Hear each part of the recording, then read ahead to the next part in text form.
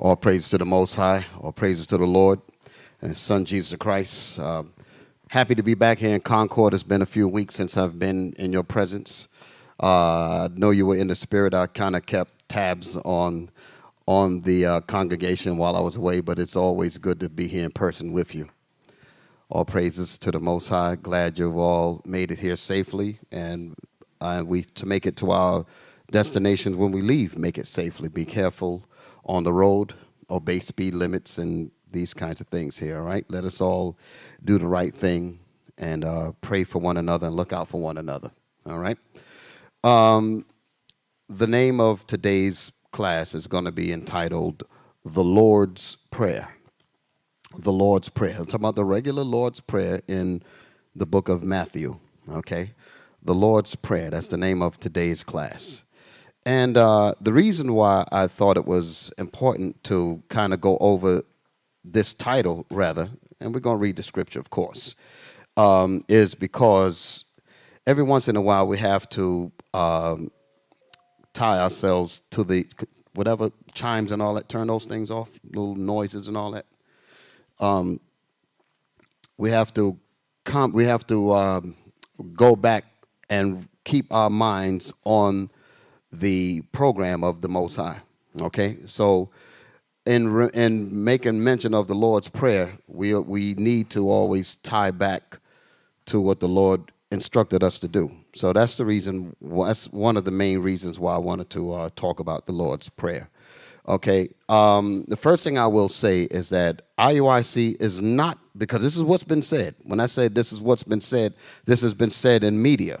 When I say media, I'm talking about the attack that has been coming upon what they call the Israelite movement, okay? And labels is really something to think about when people talk about labeling. The Israelite movement, they make it sound like it's like some Black Panther movement or some kind of some made-up organization or something like that. We are not about anything like that at all. This is about the program of God in the Bible. That's what this is about. But when we don't pay attention to the labeling, when people try to label us, that is an attempt to categorize us, to marginalize us, to shunt us into a marginal position outside of where it really supposed to be.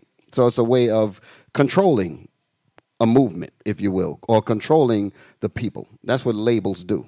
Okay, so I wanted to say from the offset that one of the reasons why I wanted to talk about this class here is to show you that we are not one that you can label.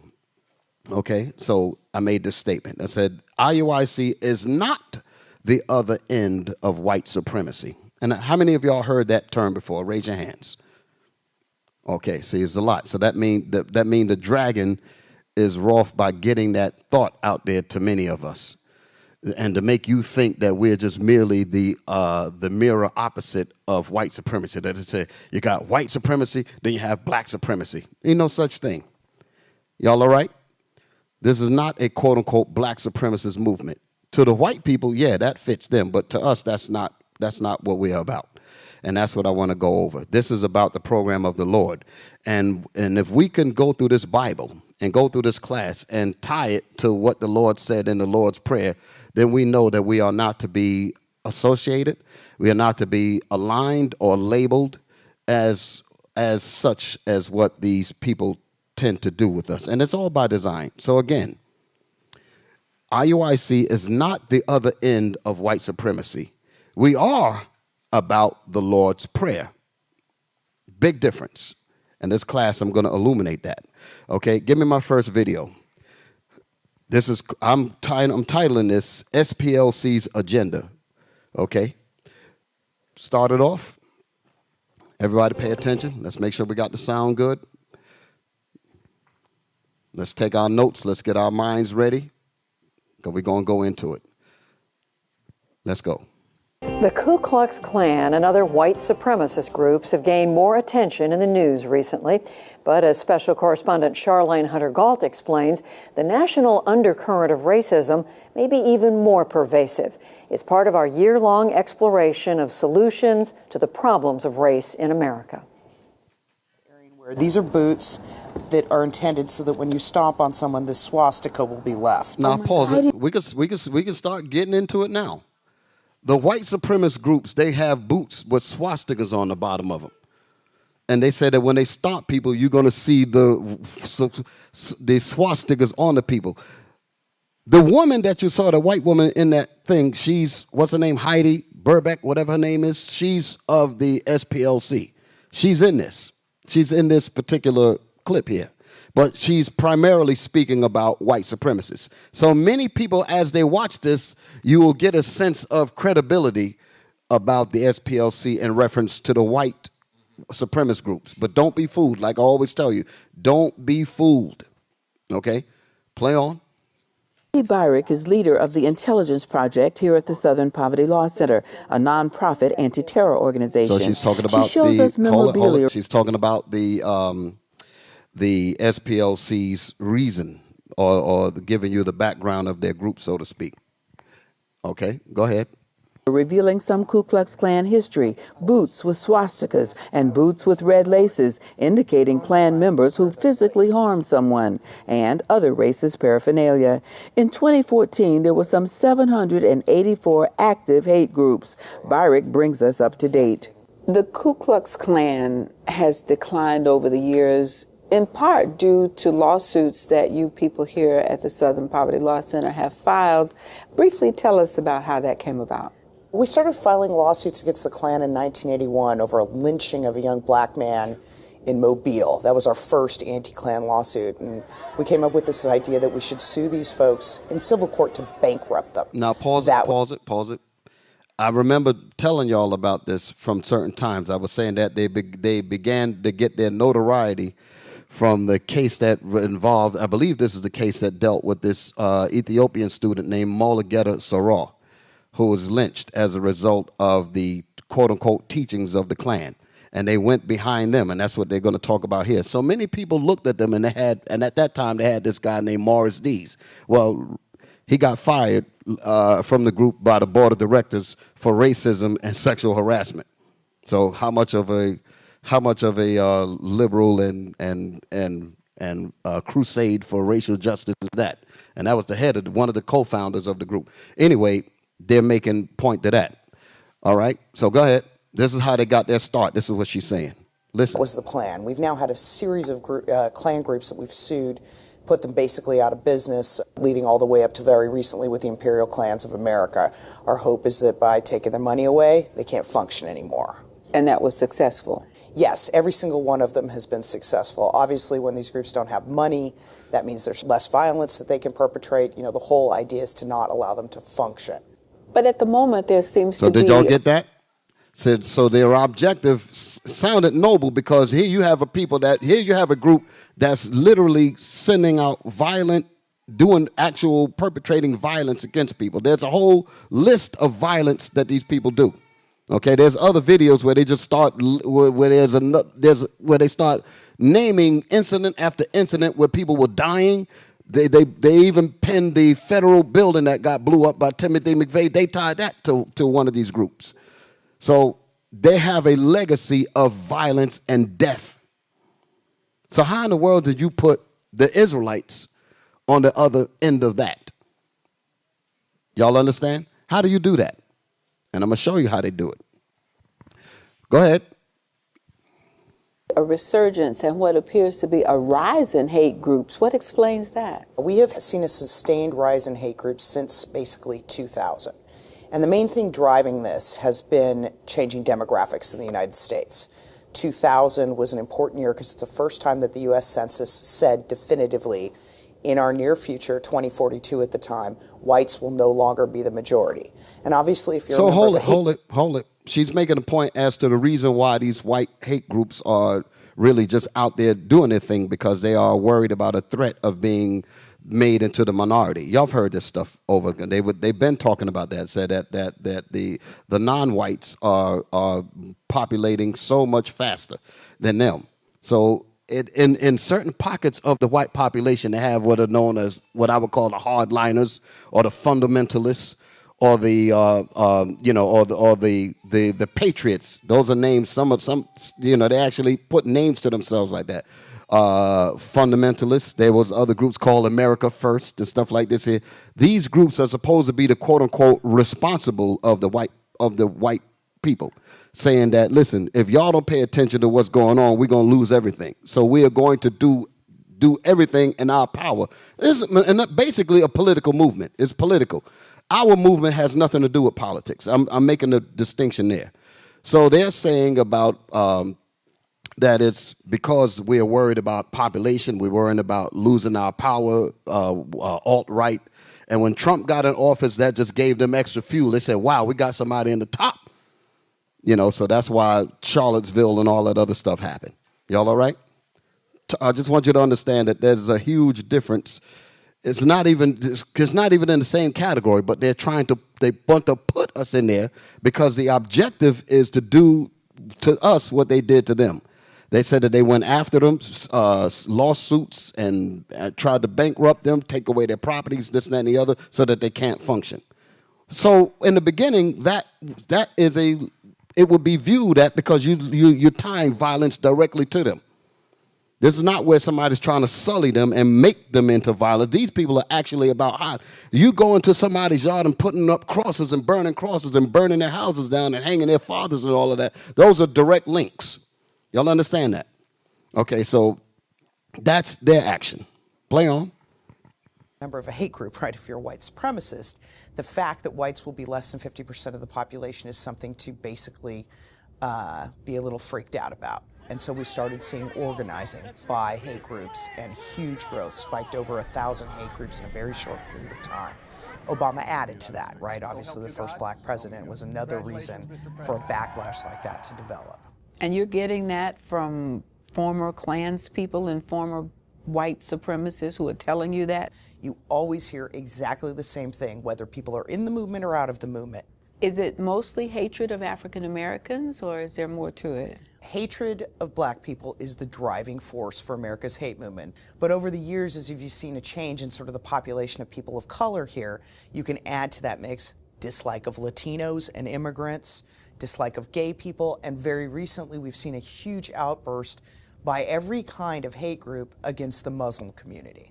You've also described in some of your writings about a new phenomenon called the lone wolf, which is different from organized groups. How significant and worrisome is that? Well, you're pointing out one of the biggest trends in terms of racist killings that we're seeing lately.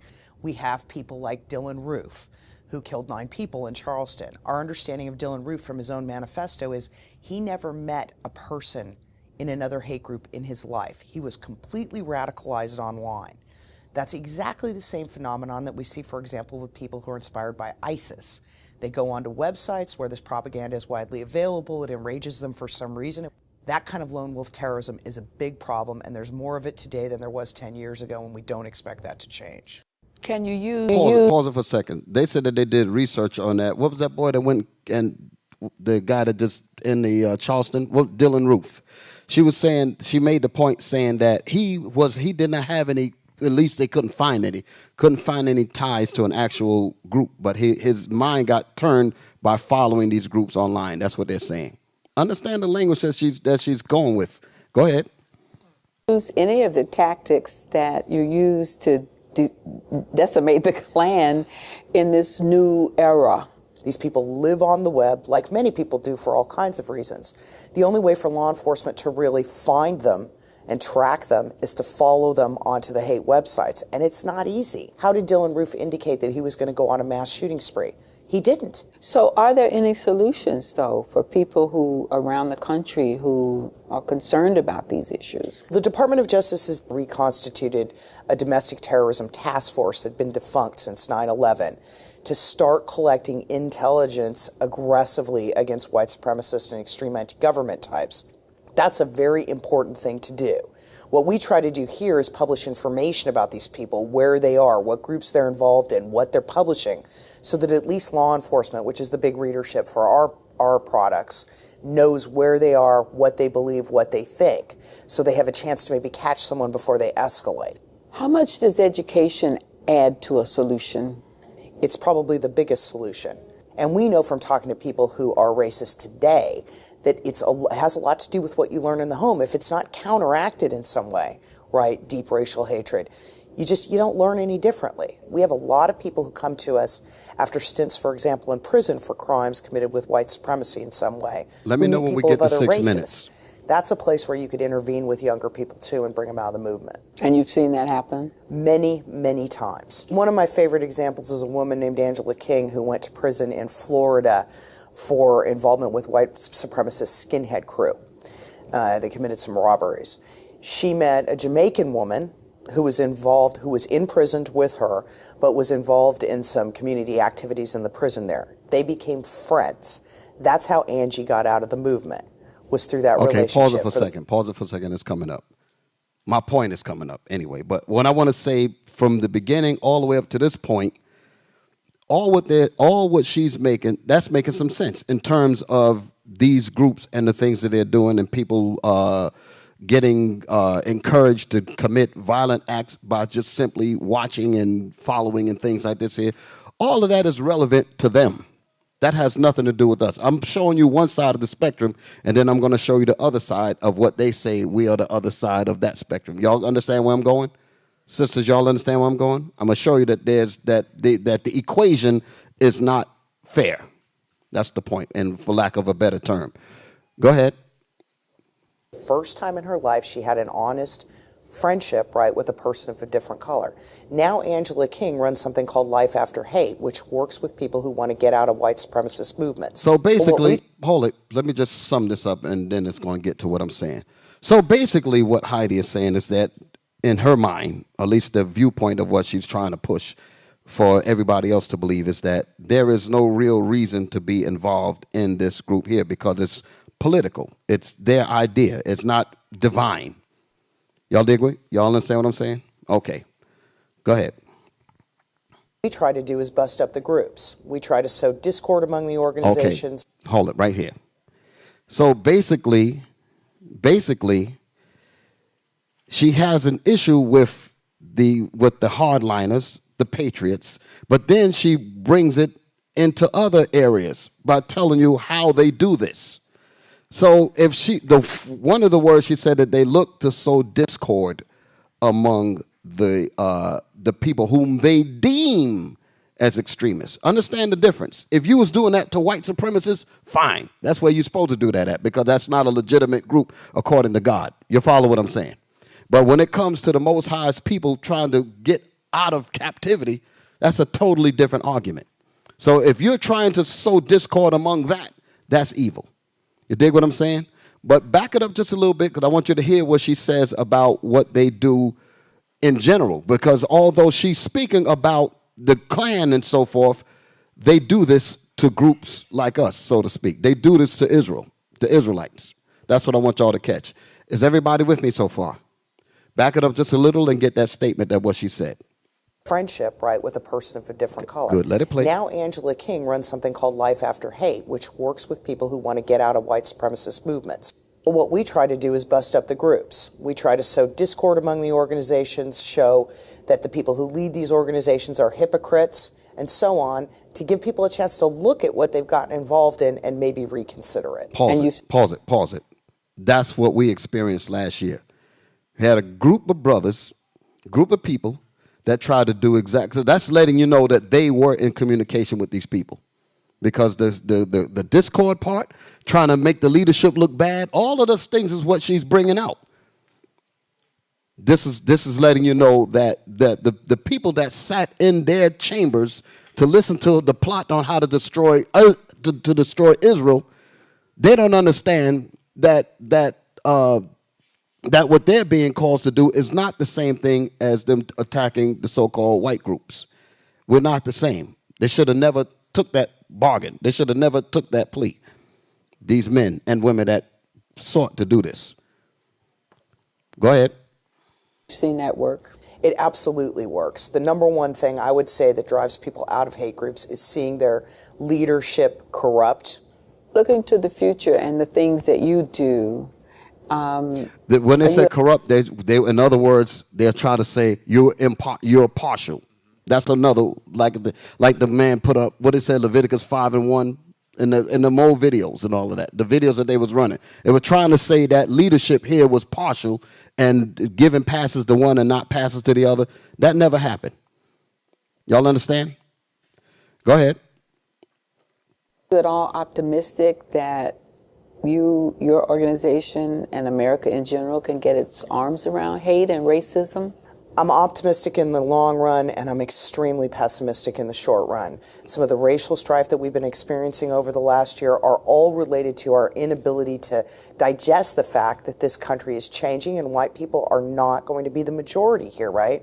I think in the long term, everything in the United States may be amazing, right? We might be the first truly multicultural, multi-ethnic democracy that embraces tolerance everywhere. We would be the first if we sustain this transition into the 2050s. Okay, stop. Okay, that's good enough. Without sort of so she said that ultimately, because she says she's pessimistic about the short term because a lot of groups are still fighting. White groups, what's the name, Richard Spencer and all of this. She ain't really mentioning Israelites or anything, but she's mainly talking about the white supremacy groups. But so she said that she's pessimistic for the short term, but in the long term, she has hope because she's saying that we will finally get to a place of multiculturalism and all the rest of that. You know what it means, and I'm getting ready to put you back in the right box, because I know everybody's thoughts is like kind of, because I let this woman talk a little bit too much, right? But I'm getting ready to fix your minds up right now. In order for this place to be truly multicultural, what must they do? Stand up. I want to see if somebody knows. In order for it to be, when you say, what does it mean to be truly multicultural? Who has a clue? Who has a clue? Who has a clue? Shalom, Deek. Happy Sabbath. Happy Sabbath. Let everyone celebrate their own culture instead of the American culture, like Christmas, Easter, you know. Okay. The culture that they taught everybody. Are y'all listening? It says, so everybody celebrate their own culture, right? Yes, sir. Okay, somebody else. That's one. So I'm going to pound on that, but give it to somebody else because I'm going to come back to that statement. For them to acknowledge the things that they did to us and give us true equal rights, which they never did and won't do. Okay, so on both of those lines are good, because if they talk about true multiculturalism, just like the first brother, Michelle, right? Michelle, he said that you would have to allow everybody to bring forth their culture. Well, how are you going to do that if you're saying that the black people are not the Jews? How are you going to do that? You're trying to make us into African Americans. Your history books don't even point to that. You got records that show that we are the Israelites that the Bible speaks of. You got a Bible that is in the host, that's in the top of the society, that's pointing that we're the Israelites. So if you want to talk about real multiculturalism, why don't you acknowledge that? So all of that is a complete lie. The whole point is to sow discord among any group that goes against their particular viewpoint. That's the point there. And the only reason why they are against the Klan, pretty much, because they are part of the Klan. They ain't no different. But the real objective is to come after this. For the quote-unquote Israelite movement to be labeled as something worse than Al-Qaeda. Didn't they say that? They say that the Israelite movement is a movement of extremism, and they said that extremists are worse than Al-Qaeda. Al-Qaeda is credited for destroying minimum 3,000 people in 2 buildings in New York. The Twin Towers. When did all the Israelite groups put together did anything like that? Never. But we are worse. But the Israelite groups are worse than Al Qaeda. Y'all dig what I'm saying? They didn't even mention the Klan at this. The federal building was blown up by Timothy McVeigh, who was a member of a church, a devout member, and had associated ties with white supremacy. Dylan Roof, all of those guys. You don't hear them talk about none of that at all, but yet the Israelite movement is worse than Al-Qaeda. Y'all dig it? So if they can put that in the people's head, it'll make it easier for the people to come against us the same as they would the Klan. Give me my next video. Y'all all right? Y'all with me so far? Give me my next video.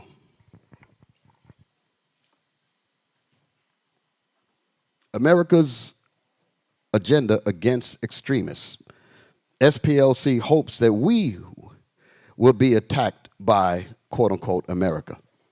That's what I called it, because that's what it's representing. Hit it.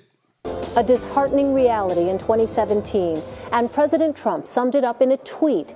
Our great country has been divided for decades. Sometimes you need protest in order to heal, and we will heal and be stronger than ever before.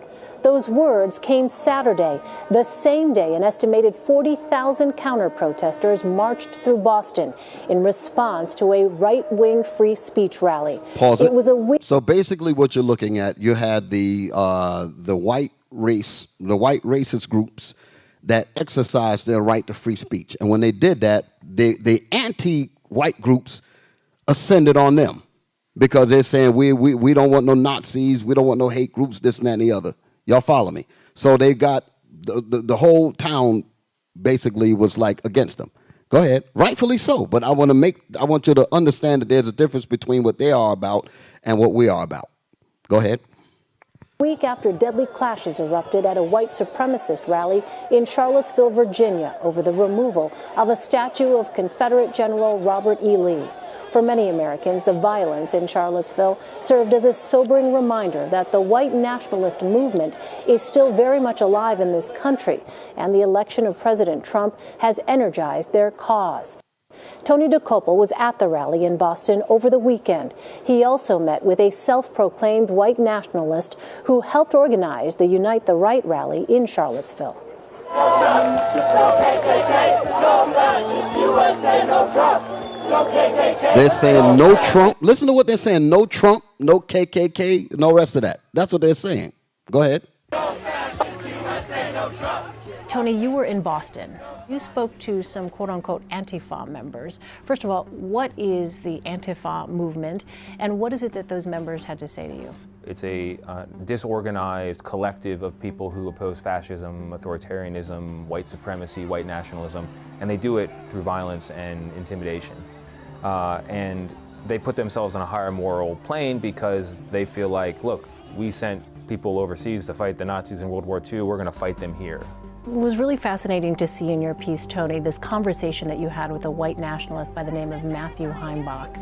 And one of the things he talked about was political aspirations, encouraging white nationalists to run for the school board, to run for local office. We care about economic, social, and political justice. Race is part of our platform. That's political. You hear it? He said, because his agenda is about furthering their cause through politics. And political, meaning to overturn the statistics and make things work more in their favor. Politics would ultimately affect policy, which means how the government deals with all people. They want to be a part of that, like to make sure that black people get less resources in school, Hispanics get less resources in school, more opportunities for our people to go to jail, more gun violence, more dope, drugs, stuff like this here, because all of those things diminishes us, and at the same time it'll preserve them. Y'all understand what I'm saying? That's political. That's their agenda, okay? They're saying that we are the opposite side of that, like we're trying to decrease white population with violence, and like we're supposed to be trying to get an supreme over them. Where in the hell did that kind of message come from with us? We never talk no foolishness like that. What are we all about? About fulfilling the laws of God, period. That's what we are about. We are about what's in this Bible. We are about what's in the Lord's Prayer. And because the Most High said that I pray for them, I pray not for the world, they hate Christ and they hate everybody that's with Christ. Y'all understand? That's the point. That's the point. Okay. Let's see. Am I going to play any? Do I need to play any more of that? Or y'all want to comment on anything y'all see? No? Yes? No? Everybody stuck? Okay, all right, all right. So basically, this is what you have. You have tensions between white supremacy movements and the American idealistic movement. And the reason, when I say American idealistic movement, I'm going to show you what's happening. The American idealistic movement actually means the Sodom agenda. Y'all understand what I'm saying? Everybody's lost. What's going on here? When I say the Sodom agenda, there's a wave, there is a political force in this country to get everybody into this LGBT, forget about your past, just be this melting pot of frolic, this melting pot of no discipline, those kinds of things. And that's where they want to take people's minds into. So that is the main populace. That's what SPLC is fighting for. Because under that, guys, we lose who we are. We lose what God told us to do. We lose our identity. We lose our heritage. We lose it all. Y'all dig it? So that's where the mainstream, what they call the mainstream, that's what they want the mainstream to be. But the hardliners are against the mainstream. And they're saying that we are representing the other side of that because we are against the mainstream, so to speak, but not for the reasons that the KKK and them are against it. We are only, quote unquote, against it because God is against it. Y'all understand the difference? Do y'all understand the difference? Okay, I'm making a lot of people nervous. I feel it. I feel that people are nervous. Can I get a witness? Any of y'all nervous? Y'all sure? They're nervous. I know they're nervous. They're going to wait till they get outside. I don't know if I'm coming back, man, Dave.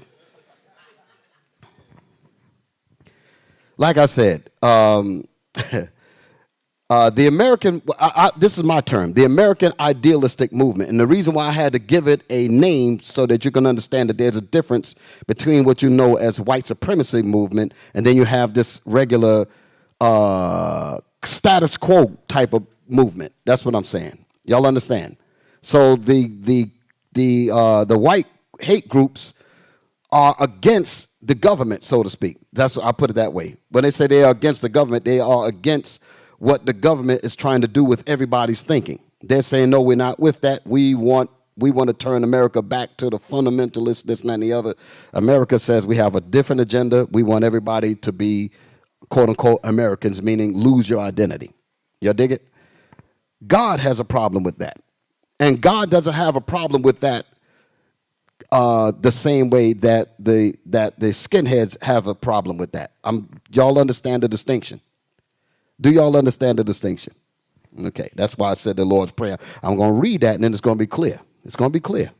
So, like I said, the white supremacy stance is about a political statement. Our mission is different. Our mission is biblical, and it has absolutely nothing to do with politics. Totally different. I just want y'all to understand the difference. Y'all all right? This country and SPLC says that it's about God, but in reality, that only means their perverted version of the Bible and their perverted version of the teachings of Christ. So when they say that they are about the Bible, do they tell you about that Jesus is a black man? If you want to talk about multiculturalism, you got to admit that. They're not talking about that, but if we bring it out, they want to associate us with the damn Klan. The Bible is telling us that Jesus Christ had hair like lamb's wool and his skin was like brass burned in a furnace. That's in the Bible. But when we bring that out, because that goes against the Sodom agenda and the white supremacy movement, actually, because that's what it's really about. Because what they call multiculturalism ain't no multiculturalism because white people going to be on the top of that as well. Y'all dig what I'm saying? So as they're busy trying to sell you this idea that it's about multiculturalism, they'll call it that, but white man going to be on the top. So it's basically the same snake with two heads. Y'all dig it? That's the point that I want y'all to understand. We are not a mirror side of that. We are about the Bible. This is not about no black supremacy, none of that foolishness at all. I remember when people from the SPLC did an interview with Captain Joshua, she was shocked to find out that he wasn't quote unquote black like us. So there goes the black argument right there. So they had to change the definition. Then they had to just say hate group. Before it was black extremists. That's what they were trying to call us. But because of that, they had to change it. Because they said this is not going to go for it because they got Hispanics in there because they don't consider Hispanic. They try to divide the so-called Hispanics up from the blacks, so to speak. You understand? But all of those are the nation of Israel. But they tried. But once they saw it, they said, well, we really can't charge them with black supremacy because they got people in their organization that look like us. So it ain't a color thing. It is not a political thing. It's a biblical thing. That's the point. They don't operate that way. So you cannot put us as a mirror opposite of such a heinous group. Y'all understand what I'm saying? Are y'all starting to get it now? Okay. Still, I feel a little uncomfortableness with the brothers and sisters. That's okay. We're gonna get to some scriptures that are gonna help get your mind right. Y'all all right? The SPLC says that the Israelite movement represents the opposite or the other end of white supremacy. That's what I asked y'all in the beginning of today's class. And by them saying that, that's how they end up calling us a quote-unquote black supremacy group. No such thing. Or they call us BHIs, Black Hebrew Israelites. Okay? In other words, y'all are not the Israelites. That's number one. And two, y'all are a black group of people that are extremists and y'all are supremacists. Supremacy in what? What do black people control? Can't even get a chicken sandwich. What kind of supremacy is that? If we're going to kill each other over chicken sandwich, you would figure that we have enough supremacy to build our own chicken factory. If we are supreme, if we are pushing supremacy, we would have enough sense to come up with our own, black eyed peas chicken, whatever you want to call it. We could have made up something, huh? Black eyed peas and chicken sandwich. Come on, eat all you want. We ain't even got enough supremacy to do that, but they want to put us on the opposite end of a known white hate group as skinheads and KKK and all the rest of them. Totally different. All right. I'm about to get off that horse.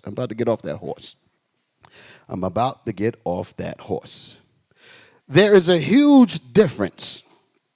Listen to me carefully, because this is the main point that I want y'all to understand. All of what I said earlier, I'm going to sum it up with this statement. There is a huge difference between black survival and white supremacy. Understand that. Okay? We have a concern because God tells us to preserve our people. Come together. O nation not desired. That's about preservation. Our concern is about preservation and survival. Why would you have to put survival? Survival is a totally different word than supremacy. Supremacy meaning that you don't have any problems. Supremacy means that you're already dominating everybody else and you want to stay there. People that are surviving are trying to eat. People that's trying to survive is trying to wake up and dodge bullets and dodge jail cells and dope. That's survival. Two different things. So if you got one person on the white end saying white power and all this, white supremacy, blah, blah, blah, there's no threat to them. But if we on the other side is trying to tell us to get our families together, stop committing crimes against each other, love your neighbors, love your brothers and sisters, that's a survival technique. How are you going to put us in a category of supremacy, of black supremacy, simply because we're trying to get the rope off of our necks? So don't let people mess with you with words. Y'all understand? Okay. Now, give me my next video. I'm going to call this Sierra Leone's Cocoa for Chocolate. Cocoa for Chocolate. The very next video, just go down the line, hit the next one. This is a documentary, The Dark Side of Chocolate. Before we even hit the button, how many of y'all have any idea what this documentary is about? Raise your hands. 1, 2, 3, 4. So I guess the rest of y'all don't have any idea at all. Again, is this about survival or is this about black supremacy? About what we're bringing out here? Huh? We're going to find out. Hit it.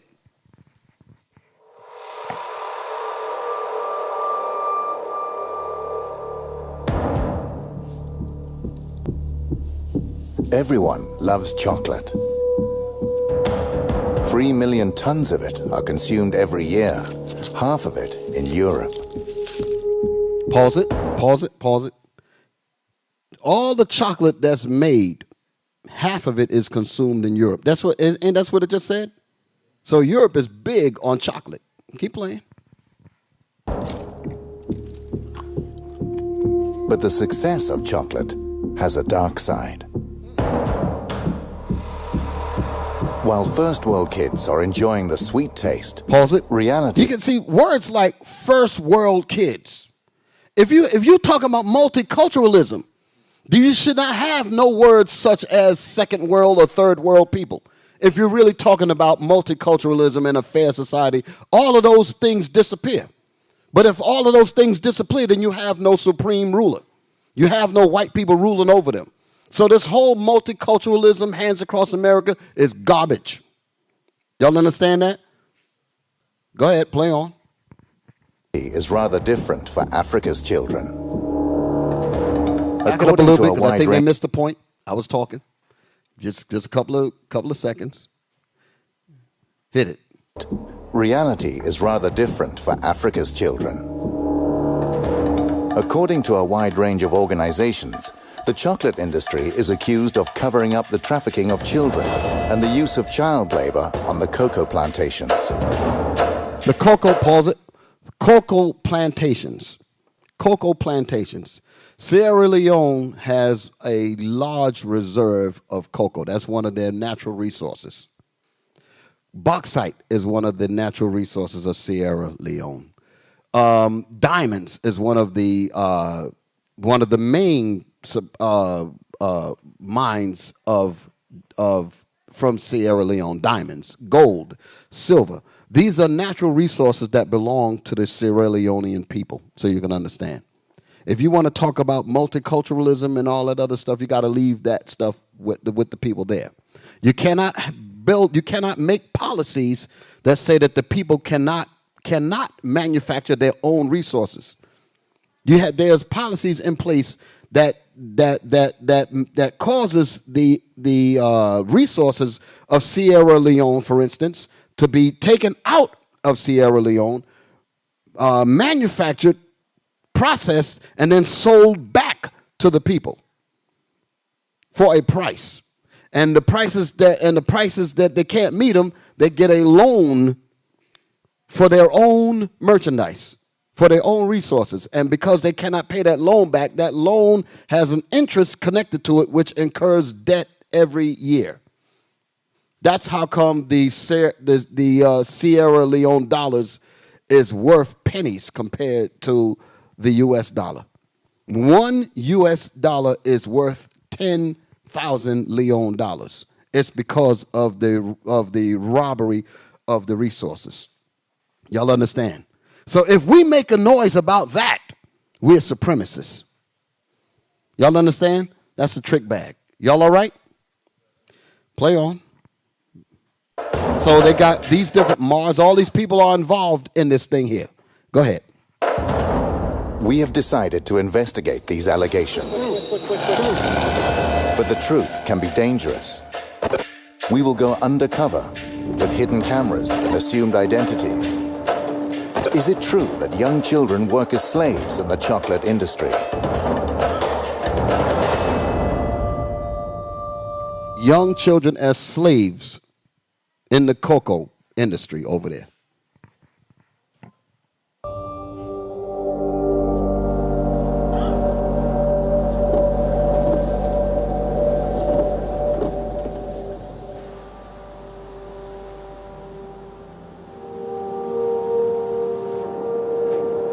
Our journey starts in Cologne, in Germany. That's Germany. I just want y'all to look, as the film is playing, look around as you see the landscape in Germany. Look how that place looks. Go ahead, just play it. Every year, the chocolate industry gathers to promote and sell their products.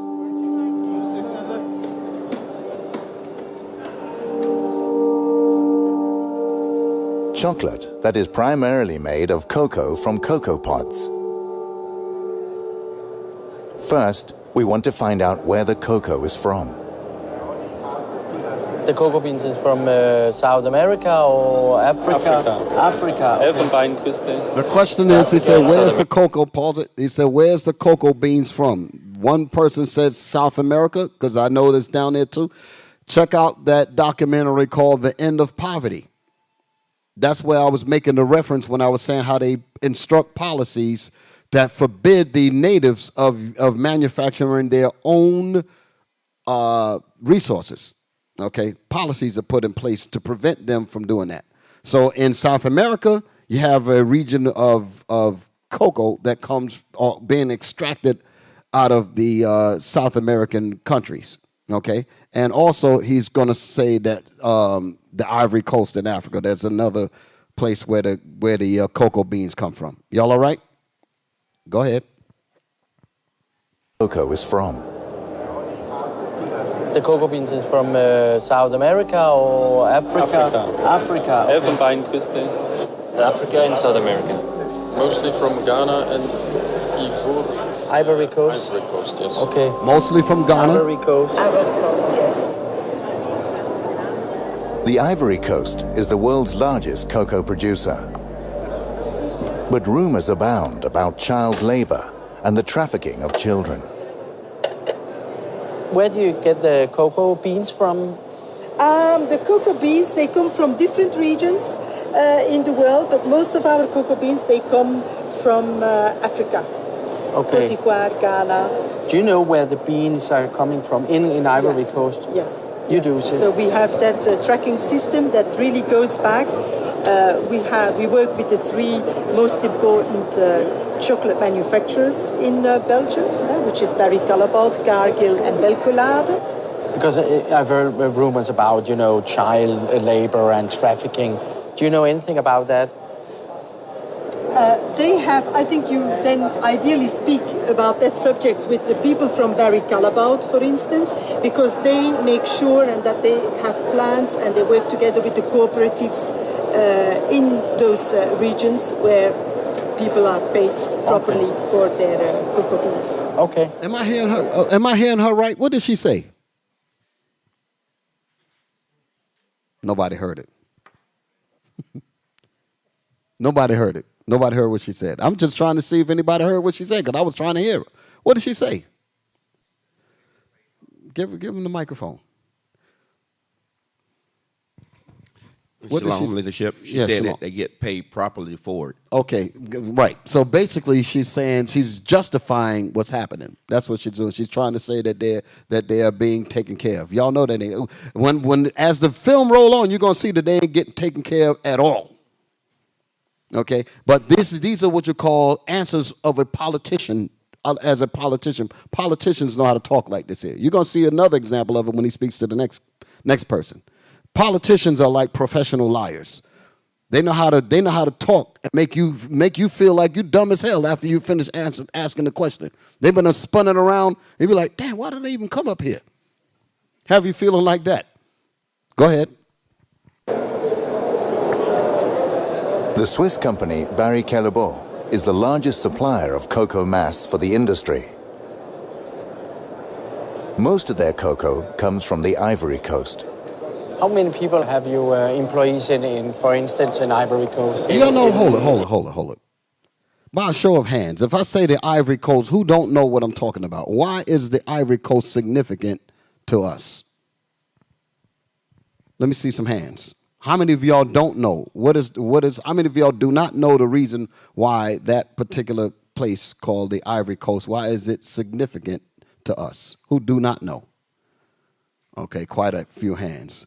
The Ivory Coast is the area of the African continent where the majority of the slave ships picked up us.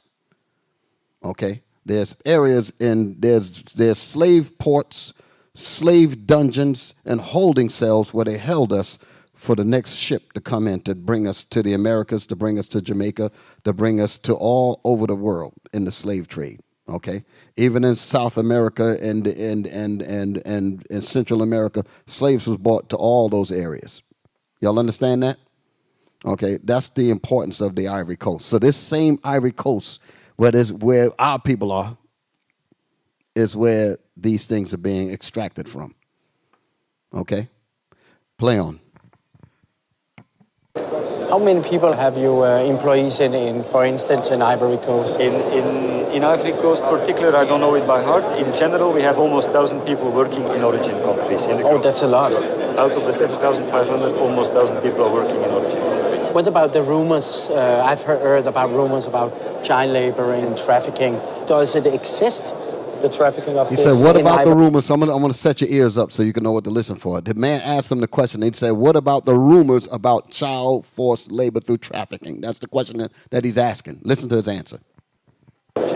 What about the rumors? I've heard about rumors about child labor and trafficking. Does it exist, the trafficking of kids in Ivory Coast?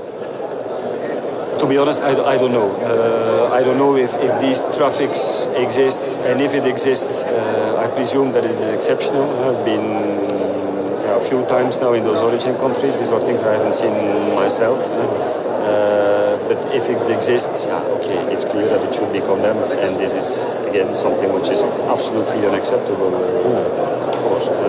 So he basically, okay, shake his hand and leave. He basically just exonerated himself from the whole charge by saying, I just don't know. Politicians. That's like Ronald Reagan said, how you expect me to remember things way back then? About the Iran-Contra hearings. I'm going back too far. People don't know about it. They were asking him, did he know anything about that? And he almost made a joke out of it and said, well, I don't remember. I don't remember. Go ahead, play on. Thank you. Okay, bye-bye. Bye. No one here seems to believe the rumors of child labor or trafficking. We decide to investigate further.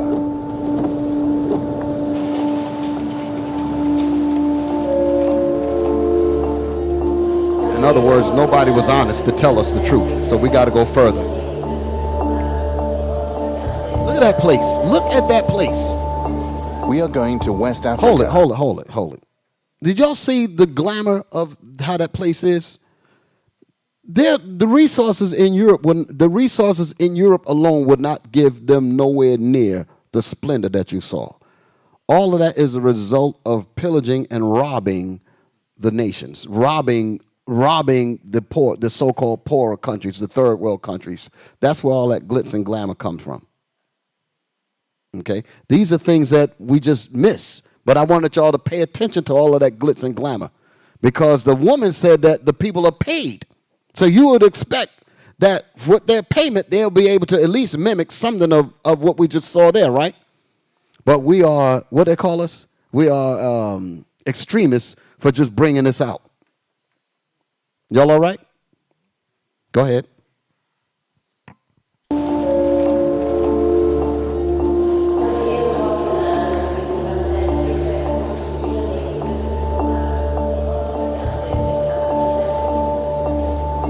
We are going to West Africa. Our first stop is Mali. Children are said to be smuggled from Mali to the cocoa plantations on the Ivory Coast. This is trafficking. We're going to go to 9 minutes, 9 minutes and 15 seconds.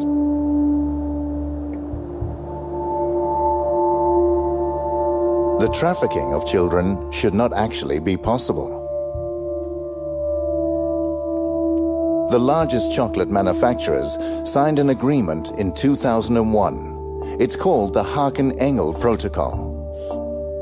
It states that child labor and the trafficking of children are prohibited in the cocoa industry after 2008. So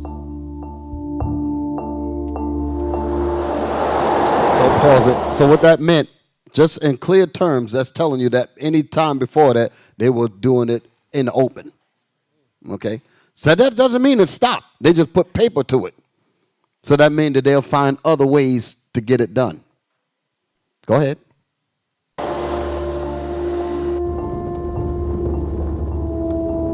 We have arrived in Mali, one of the world's poorest countries. A country with little or no export. Do that look like Germany? So what happened to all the payments and all that other stuff where they being paid for the, you see the difference? Go ahead. With little or no export. With little, hold it, they said with little or no export, meaning that they themselves cannot do any trade at all. Y'all see that? They don't get, in other words, they don't control the exports, the imports, and all, none of that. Just like in Jamaica, just like in Puerto Rico, just like in Santo Domingo, all in South America, none of the native people control their own exports or imports. That's all done by either France, America, Germany, other people are controlling those things. That's real white supremacy. And because the people in the background trying to get up, you're going to label them supremacists. Y'all all right? Just want y'all to understand the difference. All right, I think that's about it on that film, right? Get set for my next video. Get set for my next video. But before we do that, get my next video ready. What I want to say is about SPLC is that their attempt is to equate us, meaning us as Israelites, into the category of hate, because we're speaking about these things here. They want to equate us into the category of hate. And that's why they associate us in their so-called hate watch and terror watch maps and stuff like this here. When you go online and you see these things and they put Israel United in Christ, they put this group, they put that group. And they actually have us on the same map with people that have murdered thousands of people, got a complete legacy of violence, dragging people behind trucks until their bodies are nothing but pieces of roast beef. Stuff like that. You want to equate us to things like that. But that's not by an accident. Y'all understand? Play my next video. Let me show you some more racism that's going on from the other side. And the reason why we are being the vanguards of this truth. And the reason why we have to continue to stay in this Bible. That's the main point. Play the next clip. From the beginning. How are schools funneling certain students into the prison system? Black people ain't funneling this. Hold it. If we are the opposite end, then how is it that we don't have white students that we're funneling them into the prison? We ain't doing that. Go ahead. America's public schools are failing students in multiple ways. One of the most disruptive is the process by which students are funneled out of the public school system and into the juvenile justice system. It's called the school-to-prison pipeline, and there is increasing evidence that it starts as early as preschool. The school-to-prison pipeline... As early as preschool, stop. As early as preschool. I've mentioned to y'all a few times, in particularly about boys, where this brother named Jawanza Kanjufu, he did research to find out that there was a conspiracy to destroy black boys. Okay, he had written books on it. Okay, and the point that he was making was that when our children enter into the school system, they are literally walking geniuses. Some of them reaching into the percentile of 98% on the intelligence of all students in their grades. Y'all understand what I'm saying? Some of our kids, some of our young black boys come into the school system, Head Start, first grade, second grade, and when they measure the intelligence of these kids, their intelligence level puts them in the 98th percentile out of 100, so you can understand, of all of the kids in this country. That's how brilliant our children are. But by the time they get to the fourth grade, they want to drop out of school, because what begins to happen is that the teachers have low expectations of them, start to label them, call them troublemakers and things like this. And these labels begins to affect them. And then the next thing you know, they don't want to do nothing but play sports. Y'all understand? Just like what happened with Malcolm. So you can understand, when Malcolm got into the 8th grade, the teacher asked him, what do you want to be? And he said he wanted to be a doctor or a lawyer. And the teacher, same thought, said, can't do that. She said, why don't you be a street sweeper or something to that degree? Not to say that it's minuscule, but it was obvious as to why she was telling him that, meaning to kill his mind, kill his aspirations of being a critical thinker, being analytical, anything like that. So these things, when you hear that as a person that's aspiring greatness, and you have the person who you're trying to look up to, and they're telling you, no, you don't need to reach for that. Reach for something much lower than you. That kills your aspirations. That kills your drive. Y'all understand? So this is what happens to our kids in school. Play on. It starts as early as preschool. The school-to-prison pipeline primarily victimizes Black students, trapping them in a cycle of discipline and incarceration, according to Dr. Kenneth D. Waters, diversity educator and researcher. I want to believe that every student wants to overcome the societal predictions of what's placed on them because of their race, sex, and their socioeconomic status. Increasingly, schools are cracking down on small offenses, such as cutting class or being disrespectful. This is supposed to discourage more serious infractions, like drug or weapons possession. But what constitutes disobedience or disrespect can be very subjective. Okay, so he's making a point of basically saying that these young kids are not disciplined. And because they're not disciplined, things are put into their record. Things are recorded in their record, and it follows them. And then they begin to shunt them into other classes. He's problematic. ADHD, he doesn't pay attention. He gets suspended. And these suspensions stay on your record. And as you begin to continue in that particular line, in that cycle, it will begin to, you will begin to accept that. And then you will think that you're prone to criminality. Okay, go ahead. Play on. A study in Texas found that 97% of the state's suspensions were for subjective reasons, made at the discretion of school administrators. And Black students were 31% more likely to receive discretionary suspensions than white students. And it obviously affects the individual who's actually entering. So how in the world is that happening? How is it that our kids are going in? Because that's the result of white supremacy. That's what it is. So-called black supremacy ain't got nothing to do with this. Y'all understand? Go ahead. System, but you're affecting communities. You're affecting the economy.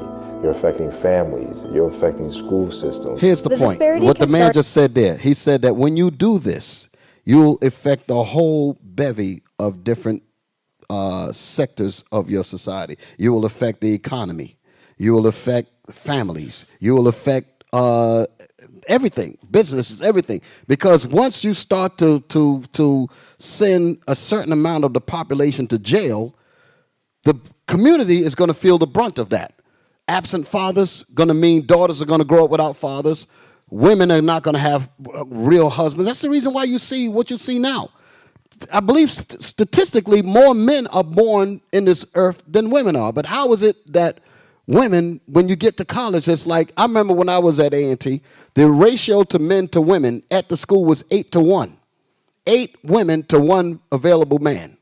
I don't know what it is now, but that's what the ratio was when I went there. That's what they told me.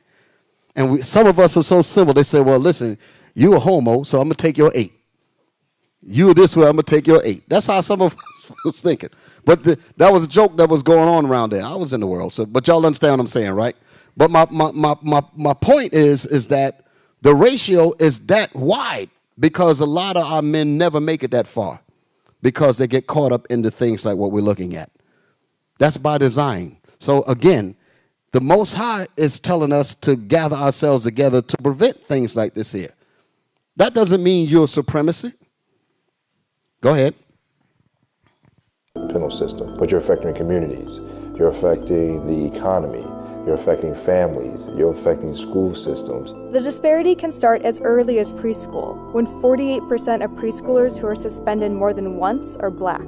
Black students are 3 times more likely to be suspended or expelled than their white counterparts. And Black girls are suspended at higher rates than girls of any other race. I want to believe every student is destined for success. They want to achieve. But more times now, we can't control certain things that happen in their homes. I had a student years ago. By the time they got to school, they said, hey, I walked through a crack house facility, prostitution. When I get here, I walk through a metal detector and people bother me. And I haven't eaten since lunch yesterday. And you're asking me to sit here in class and learn?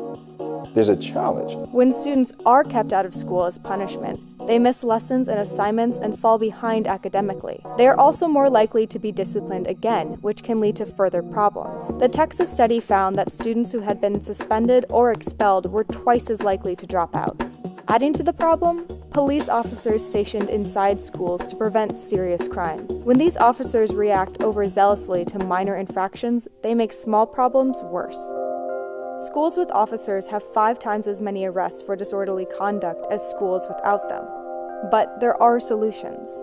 We need more of our educators to take a genuine interest in the whole student as opposed to what they want to teach on a board and so forth. Do not be quick to actually discipline them, but be more mindful of the predicament they may be coming from and have an understanding of why they're doing what they're doing. Now, I'm not saying take away the discipline, but as you're adding that disciplinary act or that consequence, you're explaining, why am I doing this? You're explaining the reason I am disciplining you is because this happened, and this is how you can fix this down the line. I'm showing genuine interest. Pause it. What I'm going to jump from this now. I'm going to go into the scriptures. But what I want to say in terms of this here, you notice that a lot of the infractions that come upon our children in the school system is a result of disciplinary, right? And when they said that you cannot discipline your children at home, your children go to school undisciplined, and then if you're not disciplining them, guess who's going to discipline them? The police. Okay? If we don't discipline our children, they're going to face the knife, they're going to face the mace, they're going to face the 9mm, they're going to face jail time. And that's the setup. So our kids go to the schools, and what happens? The little bit of infraction, they start labeling them, putting the things on them, and that's priming them for the jail system. We pointed out that in the 13th Amendment, it makes the provision that allows these children to actually become slaves, become property of the state through the 13th Amendment. Y'all understand what I'm saying with that? So it's all a system. And because we recognize that, and we follow what the Bible says in terms of we have to watch out for our children, we have to watch out for our families, we have to do these things to prevent these troubles from coming upon us.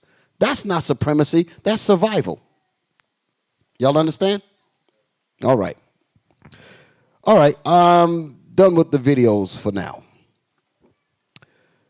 Put up my definition. I have, the next thing was about the labeling theory, okay? I'm going to read something off the screen. Let me see if I got it here. Let me see, just give me a second. The labeling of hate group or supremacy group, that label is actually relevant to white groups. Y'all understand that? But to us, and IUIC in particular, that label is not relevant. It has no place with us at all. So when you use the term supremacy and hate group and all of that, that's relevant to the white side. But that has nothing to do with us. Our thing has nothing to do with that at all. Just wanted to put that out there. Labeling theory. Okay. Labeling theory is a theory of how the self-identity and behavior of individuals may be determined or influenced by terms used to describe or classify them. It is associated with the concepts of self-fulfilling prophecy or stereotyping. That's the part that I wanted y'all to see. In other words, if you constantly label somebody something, they will begin to fulfill what you label them. If you tell a pretty girl that she's ugly, over and over again, she will feel like she's ugly. If you tell us that our black skin makes us inferior, we will actually begin to believe that. Y'all understand me? This is factual. This is why names and labels are so important. So the reason why I'm doing this section of the class is for us to never allow us to be shunted into a position of saying that we are a hate group or it's black supremacy. We have nothing to do with that at all. That's my point. Of all of what I just showed you there, I'm showing you that there's a complete difference between what was done to us. All of those bad situations that we just went through, the school pipeline, us being lynched, the cocoa slavery, all of that has to do with hatred and racism towards us. Our situation has absolutely nothing to deal with that. Okay? History is not a lie, especially biblical history. Now let's get into the scriptures. Give me Deuteronomy 28. Give me Deuteronomy 28 and 47 to 50. History is not a lie, and biblical history is certainly not a lie. Okay? Deuteronomy chapter 28 and verse 47. Because thou servest not the Lord thy God with joyfulness. This was a statement that was made to the Israelites. Go ahead. With joyfulness and gladness of heart, for the abundance of all things. Go ahead. Therefore shall thou serve thy enemies, which the Lord shall send against thee in hunger, and in thirst, and in nakedness, and the want of all things. And he shall put a yoke of iron upon thy neck until he have destroyed thee. So we are in this captive state of mind. We're in this captive situation. And when we repent to the Lord to get out of this, that doesn't make you a supremacist. That makes you of trying to survive the curses that fell on us because of disobedience. It's a big difference. Go ahead. Verse 49. The Lord shall bring a nation against thee from far, from the end of the earth, as swift as the eagle flieth. A nation whose tongue thou shalt not understand. Go ahead. A nation of fierce countenance. A nation of fierce countenance. That's the hate that we're facing. Go ahead. Which shall not regard the person of old. They did not regard the person of old. When our people got old in the slave fields, instead of taking care of them, they gave them some poison to kill him. Because he's a liability, because he can't work. He's too old to work. He's too old to give me any kind of production. So to get rid of my liability, I feed him some poison and get rid of him. No regard for the old. Go ahead. Nor show favor to the young. Nor show favor to the young. Y'all saw, even with all of the terrible situations that we could talk about, like what we were just talking about with the slavery in the cocoa situation there. But that happens to us whole scale over here.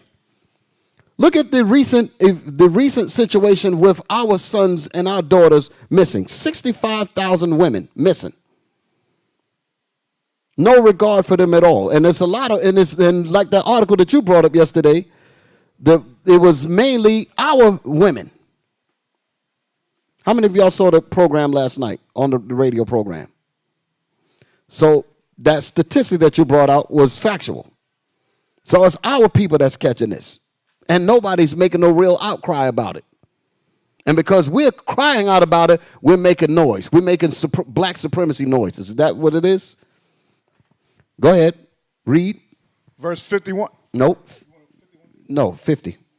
Verse 50. A nation of fierce countenance, which shall not regard the person of old, nor show favor to the young. Nor show favor to the young. So they don't care about our young kids. They don't care about our adolescents. They don't care about our old people. They don't care about any of that at all. And if you even try to speak about surviving, we're going to label you.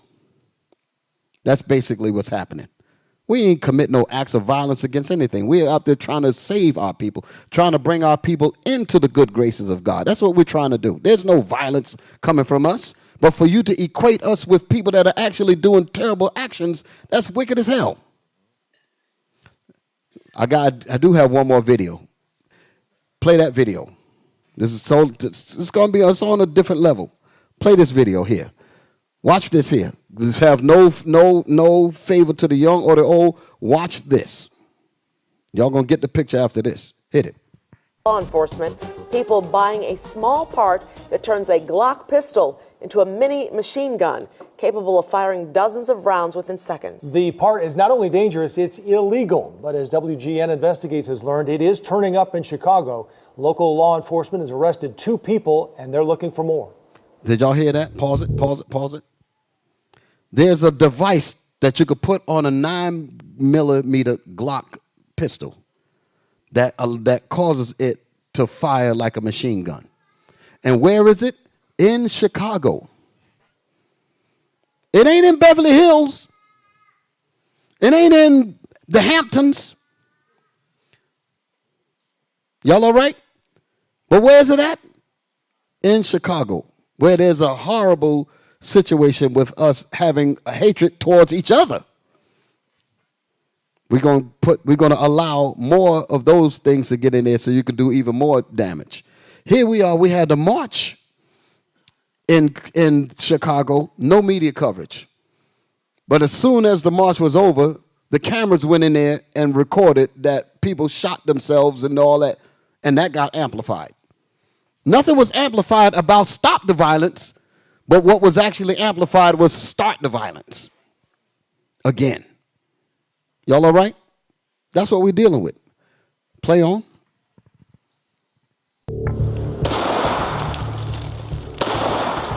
This is a Glock 17. And so is this. In fact, it's the same gun. The difference is an illegal part known as an auto sear or switch that when fitted onto the back of a Glock handgun transforms it from semi-automatic to a fully automatic pistol, similar to what bump stocks. So we're knocking out bump stocks. I've told the NRA, I've told that bump stocks a gun. Banned last year by the Trump administration can do for rifles. Glock would never authorize that. Don Haworth is a retired Marine, slide lock, and a local firearms expert. Put your thumb right here, and you can pull it out. I'm a little bit concerned that if it gets in the wrong hands, it could create some problems. But that may have already happened. WGN Investigates has found the ATF identified more than 2,500 individuals nationwide who may have obtained an illegal switch. At least 118 people, possessing a total of 256 Remember, switches, this is Chicago fall now. within the ATF's Chicago Field Division, an area that includes parts of neighboring Indiana and Wisconsin. They're not exactly hard to find. In most cases, the part was ordered online from sellers outside the U.S. So pause it for a second. I remember making a point about when I was in Harlem and I used to see these little crack vials all over the ground, little red top, blue top, and all that. And I would ask, I said, where in the hell do these little things come from? Because they don't have any factories that make these things here. Where do they come from? Same thing with this here. How in the world, and you're going to see.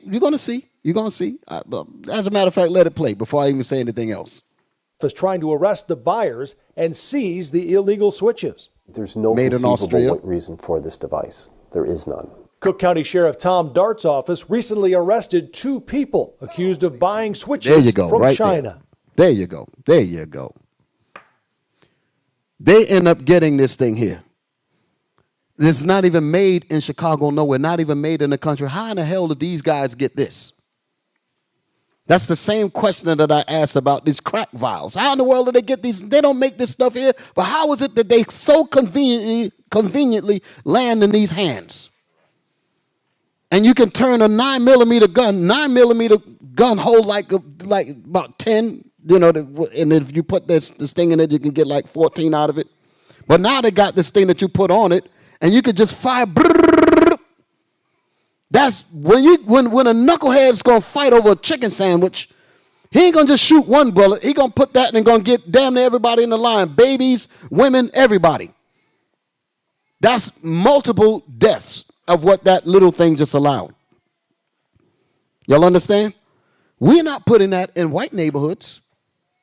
We're not. I'm just showing you that there's a complete difference. So y'all understand. These are the things that we have to deal with, okay? That we have to deal. Play on a little bit more of that, and then I'm going to get back to my scriptures. People will continue to try to acquire these because for someone who's involved with like drive-by shootings, gang members, and things like that, it's good for them. And it changes basically the entire nature of the gun. It changed the nature of the gun. Go ahead. Department of Homeland Security, Dart's officers recently arrested 22-year-old Javion Burton Allen. So he's a property of the state. Jail time. He's a slave in the state. Go ahead. 2 switches to his Bridgeport home. The package officers intercepted had been addressed to John Wick. He called himself John. Like, you want to say something on that? Assassin Go ahead. Y'all too quiet, man. I also wanted to bring out, just like he was saying, Chicago. I remember it was a video of a guy from Chicago.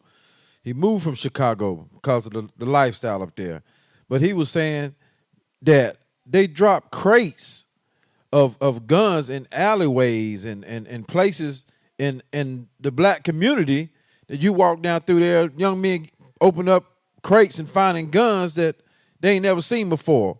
Then they take those particular guns that's been remanufactured and go to a regular gun store to find whether the clips or the accessories to go with them guns. And the people at the gun store say, "Where'd you get this from? This ain't normal. We don't have nothing that accompany with this gun."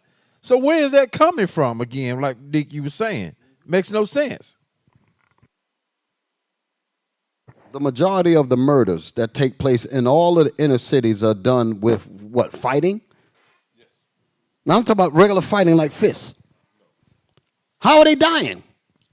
All by weapons. How are they getting these weapons? Not one of us manufacture anything. But it's just like what you said. That's not hard to believe. They drop that doggone thing there just like they bring the dope in. The same thing. It's the same thing. And because we're speaking about it, that doesn't put us in the category of a supremacist. Man is supposed to be responsible for his people. Is supposed to be responsible for his family. A little bit more on that. Play it. Played by Keanu Reeves. But they absolutely do know these switches are something they can't possess, and they go to great lengths to try to hide it. When sheriff's officers showed up to arrest Devontae Murphy in Calumet City. There's another one. First you went towards the front, right, ma'am? Yes. This is where the package was found, right here. The 26-year-old jumped off his balcony and took off running. So he took the leap of faith off of here? Yeah. You seeing that, right, boss? Police caught up with Murphy and tracked down the switches with the help of a canine. Dart says in these cases, there's a lot of luck involved. These things are so small. And because the switch is so small, it can be challenging to track. Most of it is trying to intercept things coming through the mail. Dart says the part sells online for up to $120. Some even sport a bogus Glock logo to appear as if it's made by the gun manufacturer, which it is not. Glocks do not come with Glock on the slide. Chicago police tell us they're confiscating more switches too, like the one on this handgun in the center. But they don't know of a shooting where one was used, although that is the fear. All it could do is just harm more and more individuals. Again, the switches are not manufactured. You notice that it's much easier to find out how to do evil than it is to do good. You could turn on, like I said, you could be in the inner city and you can ask around and somehow you can end up with that device. You can end up with any kind of dope. You can end up with any kind of weapon. Just be there long enough and talk. Just talk a little bit. You'll end up getting it. But try to do something positive and you won't find nothing. Try to do something upright and righteous. You won't find that. Can't get the help, can't get the bank loan, can't get the people to organize, nothing. But if you want to do some wickedness, that comes a dime a dozen. I can tell you this: if I've been away from the game for a while, I think we all have in many cases.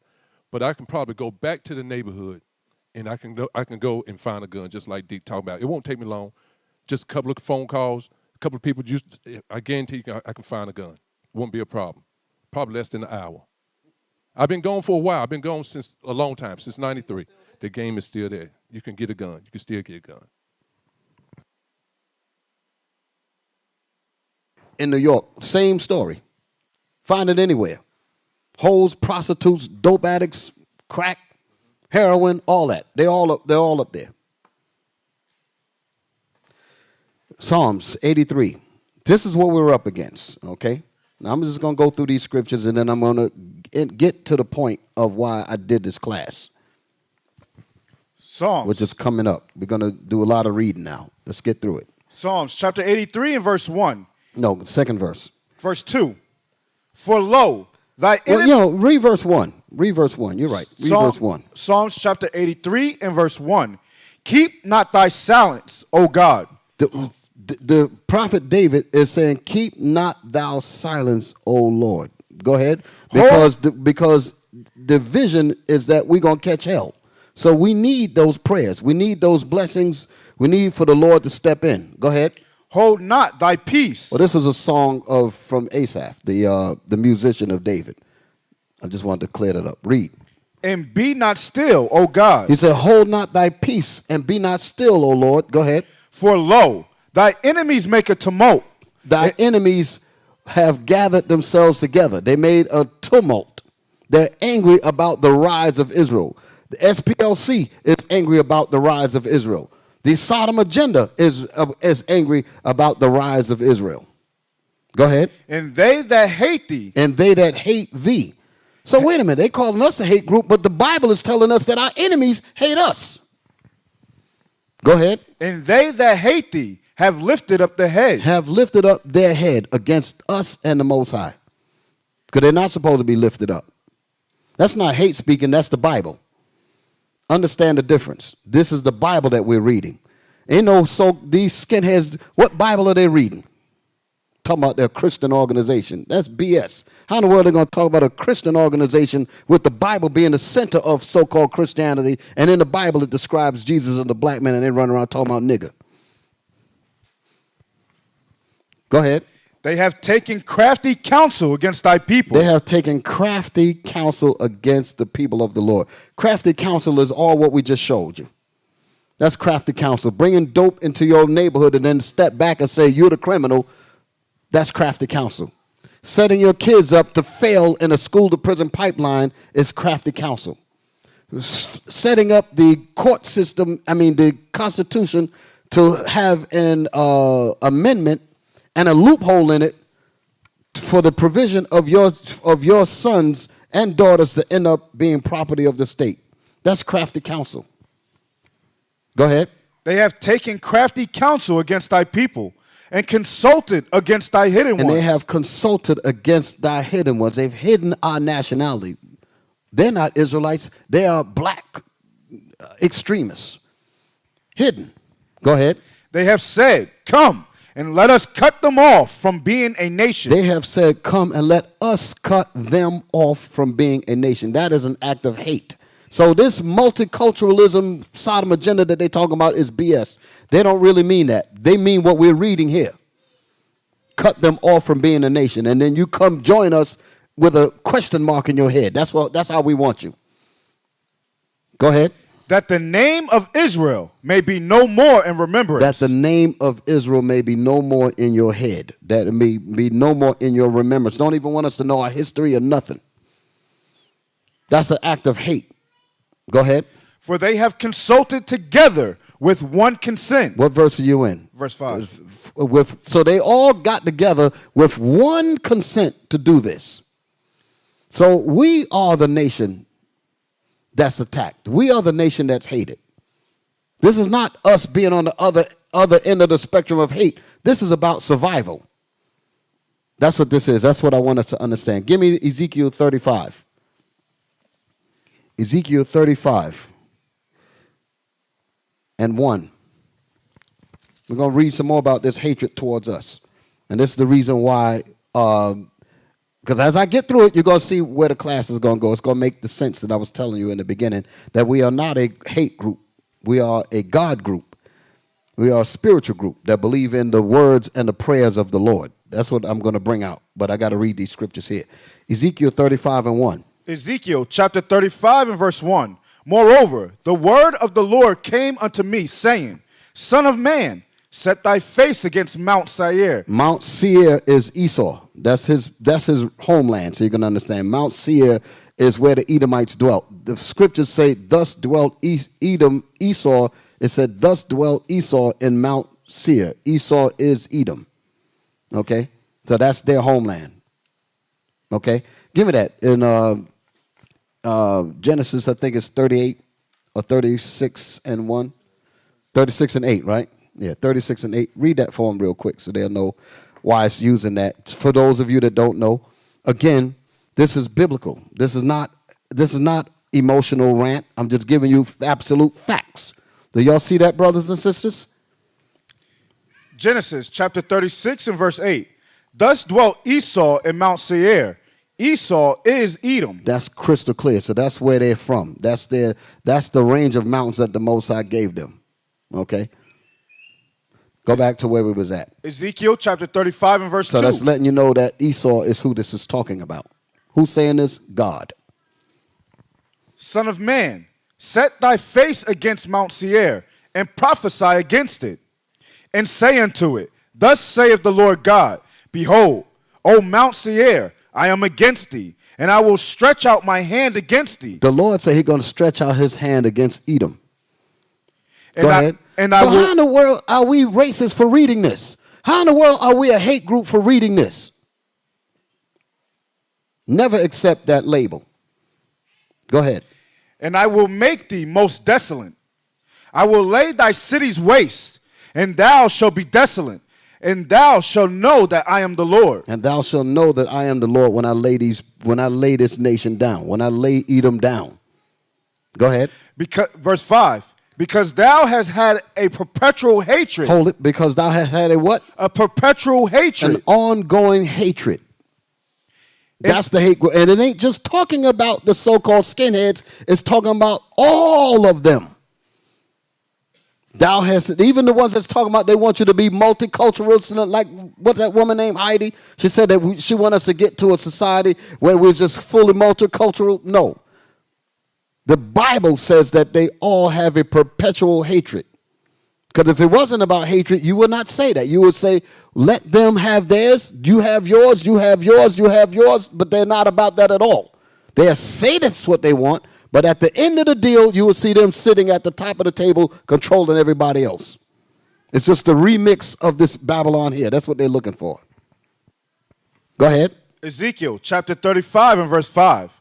Because thou hast had a perpetual hatred, and hast shed the blood of the children of Israel by the force of the sword in the time of their calamity.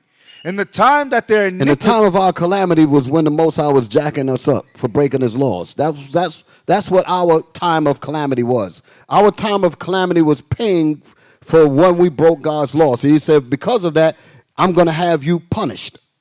So that's what he meant when he says, in the time of our calamity. Read. In the time that their iniquity had an end. But the Most High said there was a time when you were supposed to stop afflicting them. You were not supposed to continue to afflict us. Go ahead. Verse 6. Therefore, as I live, saith the Lord God. Because you went over the boundaries. I will prepare thee unto blood. I'm going to set you up now. You're going to catch it now. Who's saying this? God. Because we're reading it, of course your enemies are going to say you are a hate group because we're reading what God said. Understand the difference. The KKK ain't doing that. Their whole mission is political. That got nothing to do with the Bible, what they're doing. What we're talking about is biblical. Go ahead. I will prepare thee unto blood. The Most High say he's going to prepare them unto blood. Come on. And blood shall pursue thee. And blood is going to pursue them. That's God speaking. I'm not going to water down his words. That's what he said. Go ahead. Since thou, that's what Sith means. Since thou has not hated blood. Since thou has not hated to shed blood. Even blood shall pursue. Even your blood going to be shed. That's what it means. Even your blood going to be shed. Go ahead. Thus will I make Mount Seir most desolate. Thus, that's the way. That's what thus means. That is the way I'm going to make Mount Seir most desolate, by doing what it just said there. Go ahead. And cut off from it him that passeth out and him that returneth. That means he's going to cut his neighbors off. He's going to cut his sons off. He's going to cut his legacy off. He's going to cut all that off. His name, he ain't going to have his name on a piss pot when it's done. That's what he's saying. That's in the book of Isaiah, so you can understand. That's what he means by that statement there. Let me get that real quick. Isaiah 14, just so you know what it meant by that part there. He said he's going to cut them off. That, what verse was that? That was, no. Yeah, that's the verse that you're looking for. But I mean, the verse that was verse 7. It's in Ezekiel 35. Yeah, that's the verse that I'm precepting. Isaiah 14, 20, what is it? 21? Isaiah chapter 14, verse 21. Prepare slaughter for his children, for the iniquity of their fathers. The Most High said, prepare slaughter for his children for the crimes that their fathers have committed. Go ahead. That they do not rise. That they do not rise. Nor possess the land. Nor possess the land no more. Nor fill the face of the world with cities. Meaning he's going to totally eliminate them. That's what he's talking about there. That's God speaking. Okay? Is there more on that? Verse 22. For I will rise up against them, saith the Lord of hosts, and cut off from Babylon the name, and remnant and son and nephew. You see that? He's going to cut their name out. He's going to cut their legacy. He's going to destroy them completely. Who's saying that? God. That's the point. Now go back to Ezekiel 30, 35 and 7. So you can understand why it said what it said there. Ezekiel chapter 35 and verse 7. Thus will I make Mount Seir most desolate. That's the way that I will make Mount Seir most desolate, by doing what I just said there. That's what the Most High is saying. Go ahead. And cut off from it him that passeth, and him that returneth. And cut off from it him that passeth out, and him that returneth. Is that what it said? Yes, sir. Okay, so the Most High say he's going to cut off the whole line. That's what it mean there. Who's saying this? God.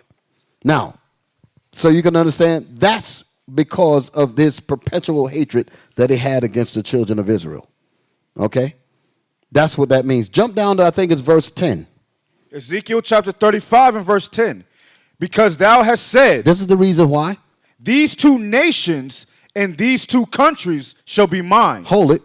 What two countries did this man take? Let's read that again. Let's get that whole verse. Ezekiel chapter 35, verse 10. This is letting you know that the Most High got it. So we ain't got to worry about the SPLC's attack or they're attempting to malign us and the bad labeling. None of that's going to work. God's going to set his prophets and his nation up regardless. Read that again.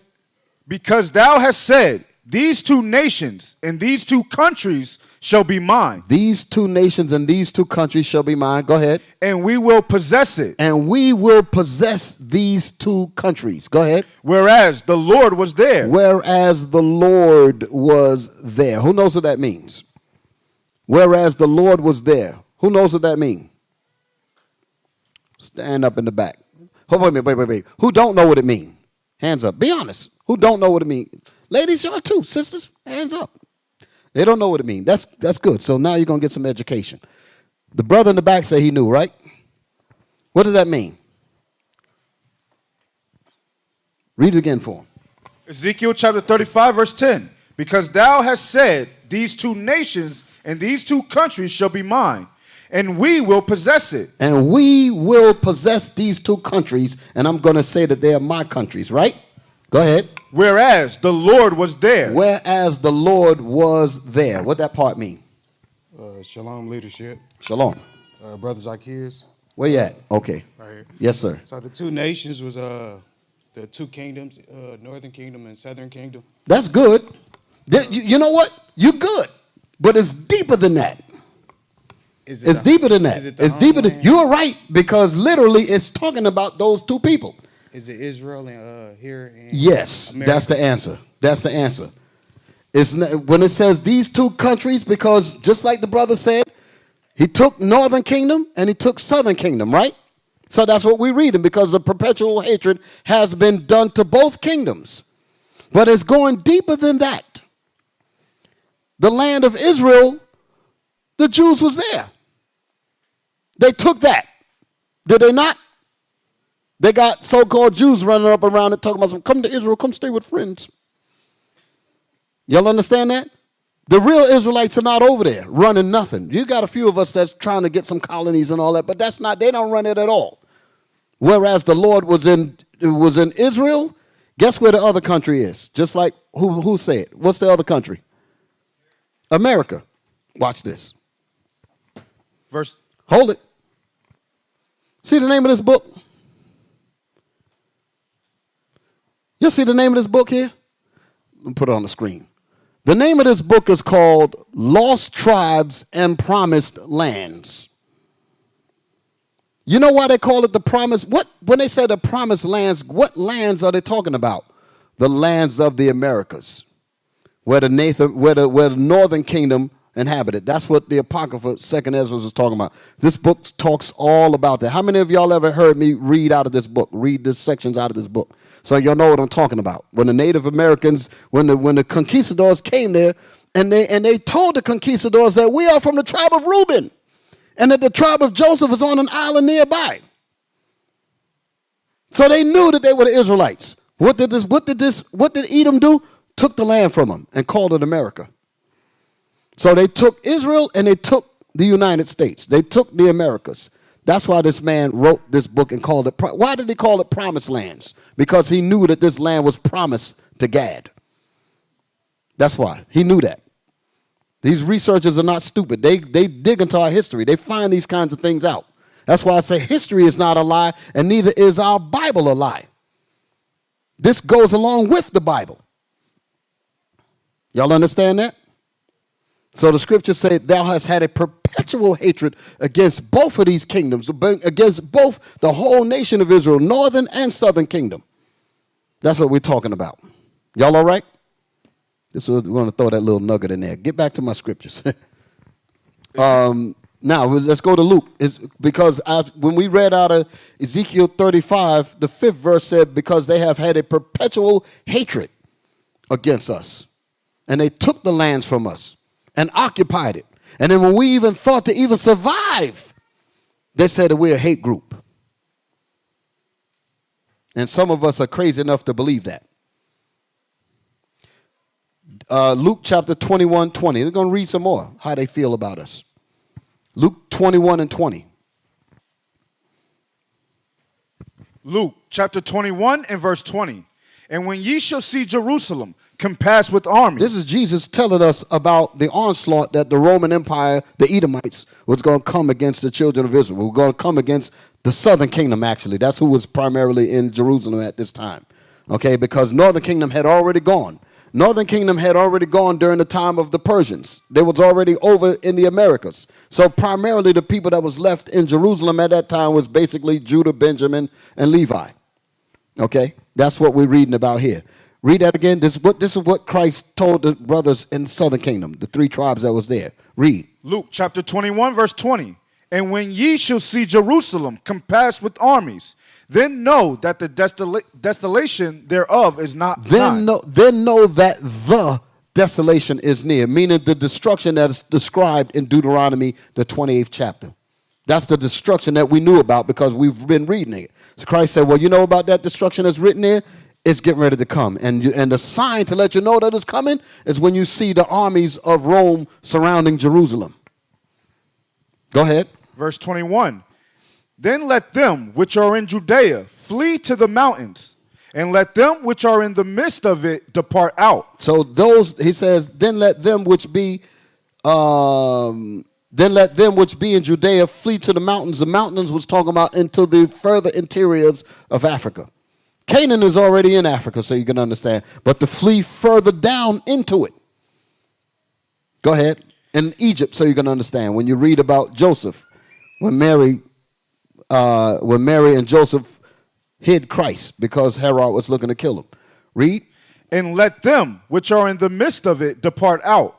And let not them that are in the countries enter thereinto. And don't let the Israelites that are scattered abroad, like we would come every year to celebrate certain high holy days. The Most High, as Christ is telling us, at this time, none of that's going to happen because Jerusalem is getting ready to be destroyed. Okay, go ahead. Verse 22. For these be the days of vengeance. Why? Because these be the days of the Romans' vengeance upon us. That was done by the Most High. That was the time of our calamity, so you can understand that we was reading earlier.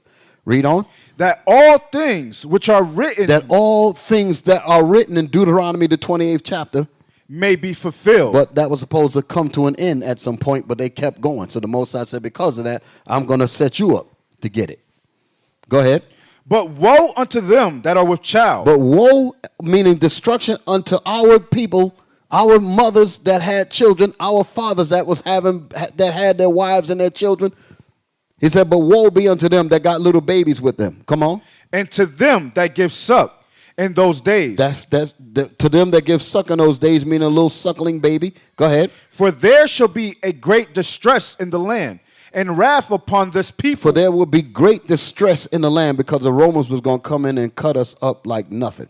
Going to leave our bodies all on the ground, all that, and not even bury us. You can read that history when you get into the book of Psalms, chapter 79, like 1 to 3, something like that. You can read a good lump of this history here about how the heathen has come into our inheritance, and they said the bodies of thy saints have they left on the ground. Didn't even bury us. Go ahead. Verse 24. And they shall fall by the edge of the sword. And our people fell by the edge of the Roman swords. The Romans literally came in and was chopping up our people with no hesitation at all because they had that extreme hatred against us. Go ahead. And shall be led away captive into all nations. And the ones that they didn't kill, they brought us into slavery. They brought us into captivity. Go ahead. And Jerusalem shall be trodden down of the Gentiles. And Jerusalem shall be trodden down of the nations. Until the times of the Gentiles be fulfilled. Until their time is up. So who's in Jerusalem? Esau, the so-called white man. He's there. Okay. And who took over the promised lands here? Esau again. These two nations and these two countries, they shall be mine. Okay? Give me Daniel. So that's going to last until the Most High sends the bombs. And all that's going to change. That's what we was talking about with Ezra, the parting asunder of the times. We're in those times now where this thing is about to flip over. Y'all all right? Daniel chapter 9, verse 11. Daniel chapter 9 and verse 11. Yea, all Israel have transgressed thy law, even by departing, that they might not obey thy voice. Therefore, the curse is poured upon us. Therefore, the curse is poured out upon us. The curse is talking about Deuteronomy, the 28th chapter, also Leviticus 26. Go ahead. And the oath that is written in the law of Moses, the servant of God, because we have sinned against him. So the oath that is written in the law of Moses, that's the Deuteronomy and the Leviticus. That's the oath that the Most High is going to bring upon us because we have sinned. Go ahead. And he have confirmed his words, which he spake against us. And the Most High have confirmed his words. How did the words get confirmed? Huh? By history. We can actually go back and look and read about how we confirmed it. It's been confirmed because we literally, like we was reading, and give me Revelation 11 and 3. This is how it's confirmed.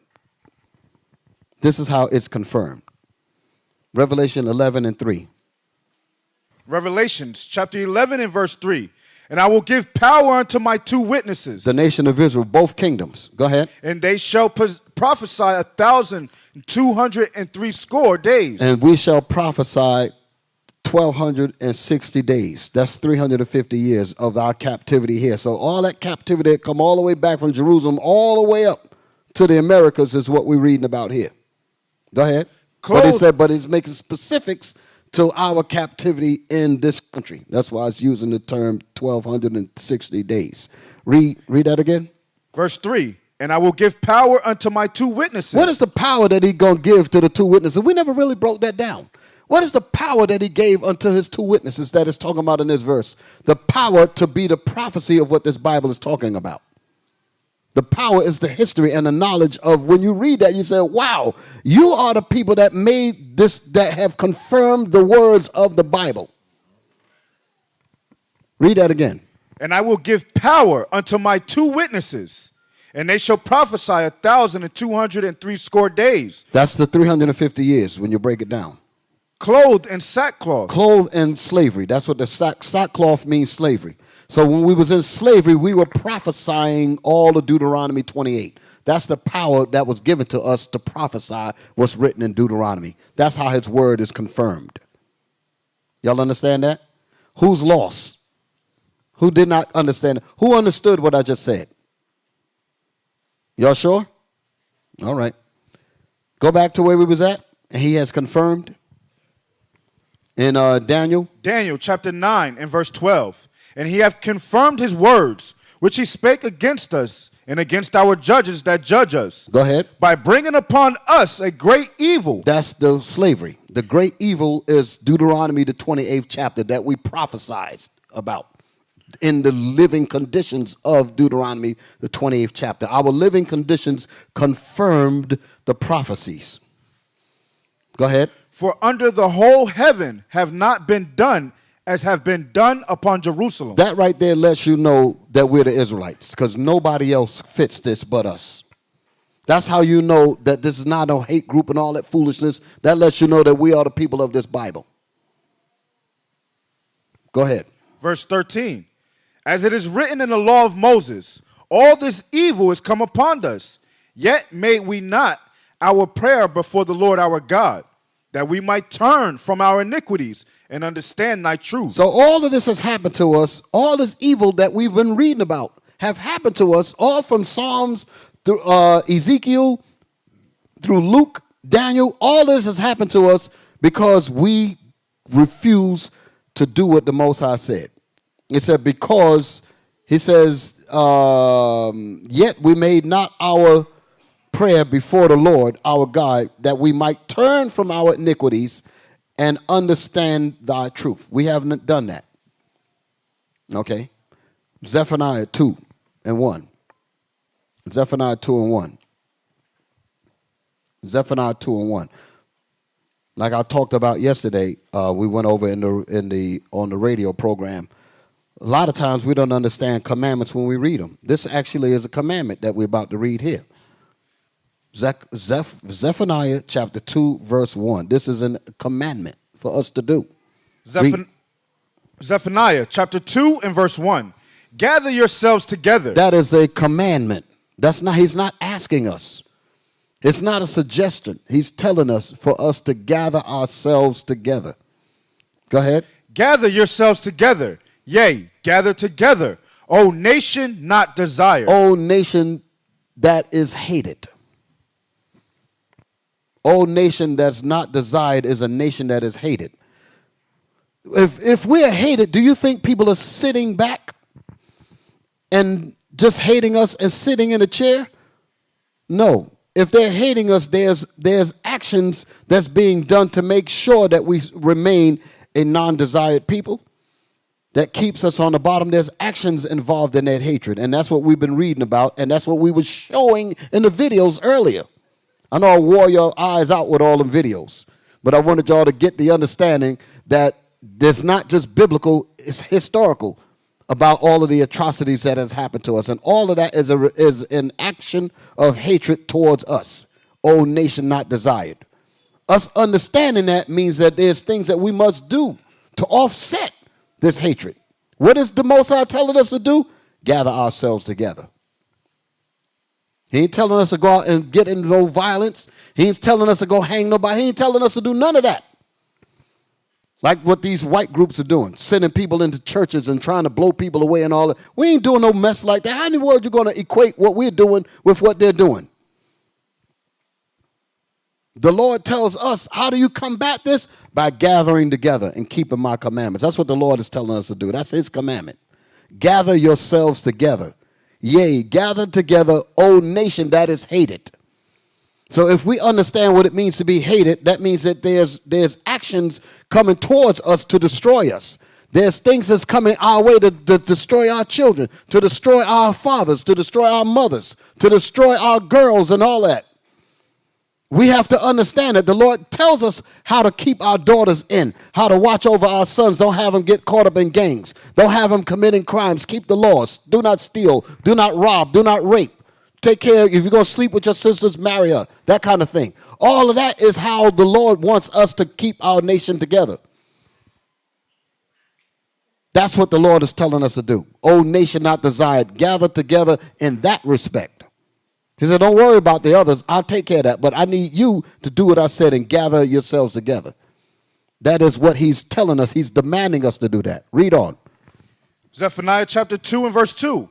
Before the decree bring forth, before the day pass as the chaff, before the fierce anger of the Lord come upon you, before the day of the Lord's anger come upon you. So the Lord said for us to gather ourselves together before the fierce anger of the Lord come upon us. So that's a commandment. That's not something that we could do. But he said, if you don't do this, the fierce anger of the Lord is going to become on you. So that is not something that we could do by choice. That is a commandment that we must do. There's a judgment for us that if we don't do this, he says the Lord's fierce anger is going to come upon us when we don't come together. Go ahead. Verse 3. Seek ye the Lord, all ye meek of the earth. The meek of the earth meaning the obedient to God's laws, to the obedience of gathering yourselves together. The Lord said, listen, I need you to gather yourselves together. We are the meek, and we're saying, yes, Lord, we will do that. Go ahead. which have wrought his judgment. Go ahead. Seek righteousness. We are to seek righteousness. We got the Lord's judgment, the Lord punishment. That's what it meant when it said that we have wrought his judgment. The Lord punished us, and then he said, in that punishment, we are to seek righteousness.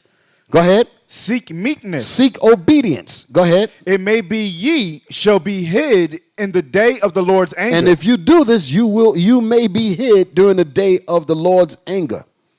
So we have to come together, like the scriptures say. This is not a choice. This is something that we have to do. If we don't, then we're going to face the Lord's anger. That's the point. We're going to face the Lord's anger. Give me Daniel chapter 7, verse 27 now. Daniel chapter 7 and verse 27. In the kingdom and dominion and the greatness of the kingdom under the whole heaven shall be given to the people of the saints of the Most High. So the Most High is saying that he's going to give to the saints. You know what? Start at verse 25. Daniel chapter 7 and verse 25. And he shall speak great words against the Most High. And This is the beast that's over us. This is Esau. And this beast, this fourth kingdom, so you can understand exactly what it's talking about, this fourth kingdom is this country. The rulership, Rome, being established again after the Renaissance. That's the captivity that we're under. That's what God is talking about. Read that verse again. Verse 25. And he shall speak great words against the Most High. And this same beast shall speak great words against the Most High. Go ahead. And shall wear out the saints of the Most High. And shall wear out the saints of the Most High. We're the saints that are worn out in slavery. With dope being pushed in our communities, with our children getting sent off to jail, with abortion clinics all over the place, illegitimate children where fathers are locked up in jail and all of that. These are the terrible things that have worn us out. Read. And think to change times and laws. This same beast will change times and laws. He done turned the Bible upside down. Got the people thinking that he's about the real Christianity, the Christians in the church. Got the people thinking that all that mess that's going on in the church is really about what God is about. He should change times and laws. He did change the times with the clock. Back in our daylight savings and all of that. He took, what else did he do? He took the first of the year, which is in the springtime, he moved it into January. Changed times. He changed the laws of the Most High. What is he doing? The Most High got particular laws in here, and they are actually operating against them. The Most High said that man should not lie down with mankind. They're actually bringing two men together and bringing a Bible between them, talking about marrying them. And then when we speak about it, you're a hate group. The Most High is telling you in the Bible that is unseemly. And then you're going to have I don't even know if they bring the Bible now, but they have the two people standing up there before them.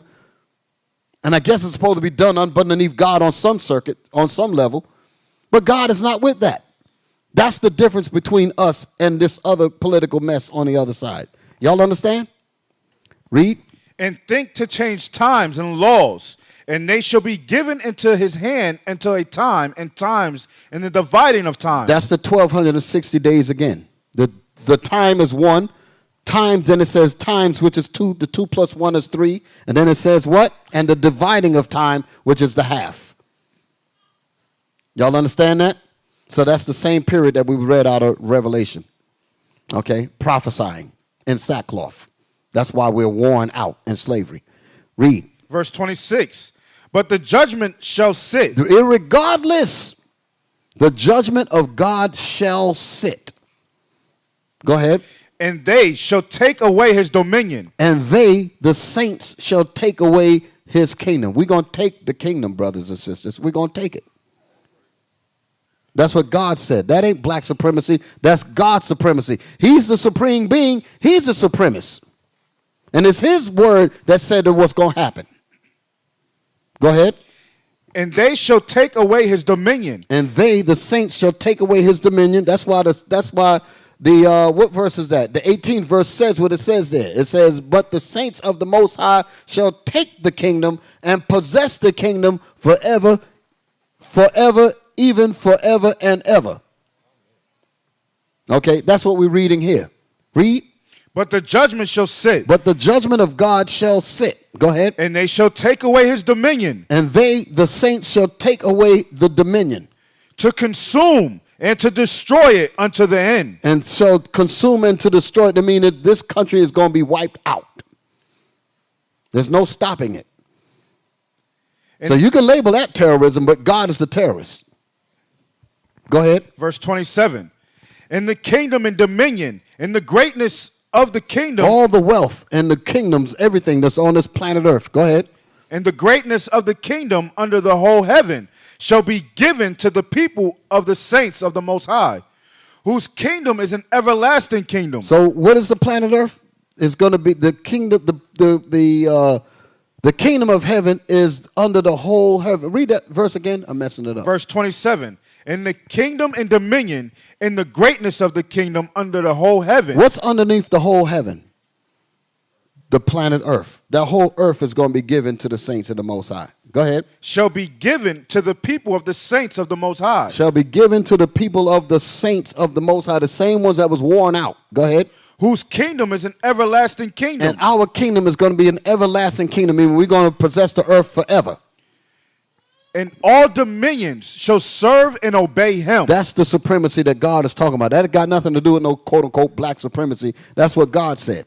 And all dominions shall serve and obey the Most High in Christ through the Israelites. Read. Verse 28. Hitherto is the end of the matter. That's what the whole Bible is about. Hitherto is the end of the whole conversation about on what my plans are. That's what he just said there. Hitherto is the end of the whole matter. This is what the entire Bible is about. That's what that part of the verse has told you. Read the whole verse. Verse 28.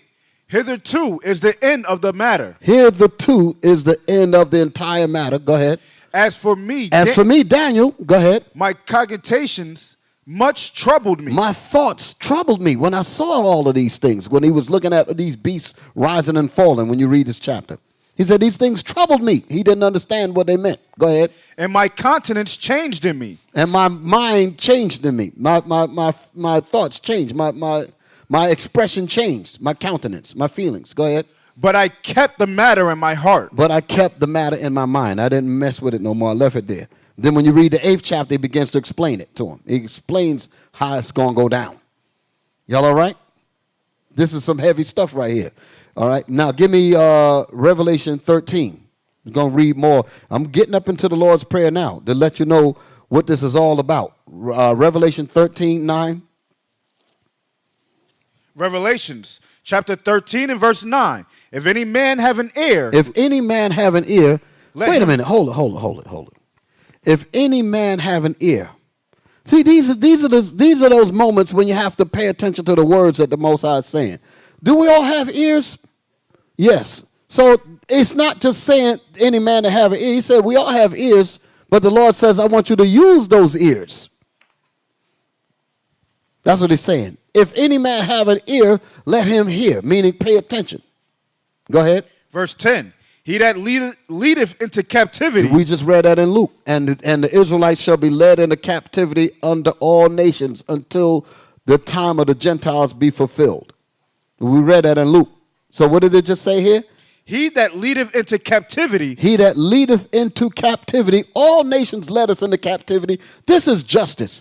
This is if what's that woman from SPLC talking about? If she's really looking for justice, she need to be getting down on this. Not that foolishness that she's talking about. She wants to get rid of the Bible. She ain't gonna get rid of the Bible. She gonna be gotten rid of. That's right. Read. Go ahead. That's Psalms 83 then. That's Psalms 83, what you brought out. All the nations. All the nations. All the That's nations what are involved in right this. here with this verse. Exactly. All praises. Read on. Revelations chapter 13 and verse 10. He that leadeth into captivity shall go into captivity. There's no maybes in that. There's no possibility that's telling you that they are going into captivity. God said that. Go ahead. He that killeth with the sword. So you can understand, if we stop preaching this is still going to happen. This ain't got nothing to do with a bunch of black people angry and mad. This is going to happen regardless. The Lord will raise up rocks to make this thing happen if we decide that we're not going to do this. This ain't got nothing to do with some political group. If we just say, let's all go back into the world, the Lord said, okay, go into the world. I will find some rocks to come in here and fulfill this. Because this is going to go down regardless. That's not political. That's spiritual movement from God. So it's going to go down. So understand the difference. That's the point. Read. He that leadeth into captivity shall go into captivity. He that leadeth into captivity shall go into captivity. That's where they're going, period. Go ahead. He that killeth with the sword. Didn't we read that in Luke 2? They chopped our babies up with them swords. He that killeth with the sword must be killed with the sword. Meaning the Most High going to bring them very spirits back and get that punishment. Ain't none of them getting away. Ain't nobody getting away. Give me that in Revelation 1 and 7. Watch this here. Let me let you know that the Lord means what he say. Revelation. That's why they don't want us talking this Bible. This Bible scares the hell out of them. Revelations chapter 1. Why don't the preachers read this? They read, T.D. Jakes, all these preachers, they got these Bibles. Why don't they read this?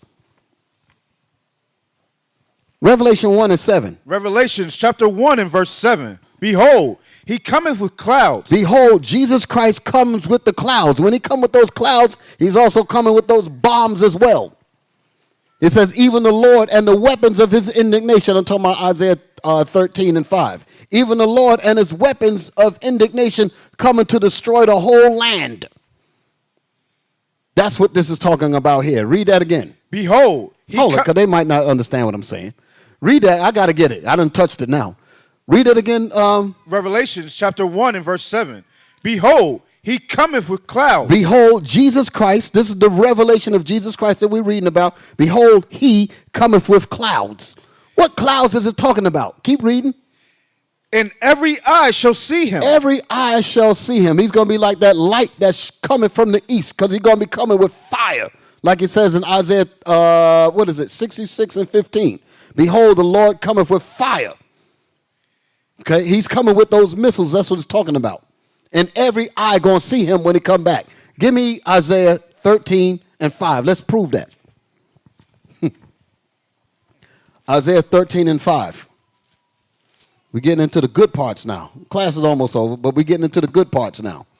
Like I said, I wore your ears out in the beginning. Now we're going to put a smile on your face. Okay. Isaiah chapter 13 and verse 5. Read. They come from a far country. The missiles and the weapons, that's what it's talking about. They come from a far country. Listen. From the end of heaven. From the end of heaven, meaning from the other side of the earth. Come on. Even the Lord. Even the Lord. Wait a minute. Even who? The Lord. Even the Lord Jesus that we just read about in Revelation. Come on. And the weapons of his indignation. Even the Lord and the weapons of his indignation, of his anger. To destroy the whole land. That's what that bomb's going to do. So Christ is coming with the bombs.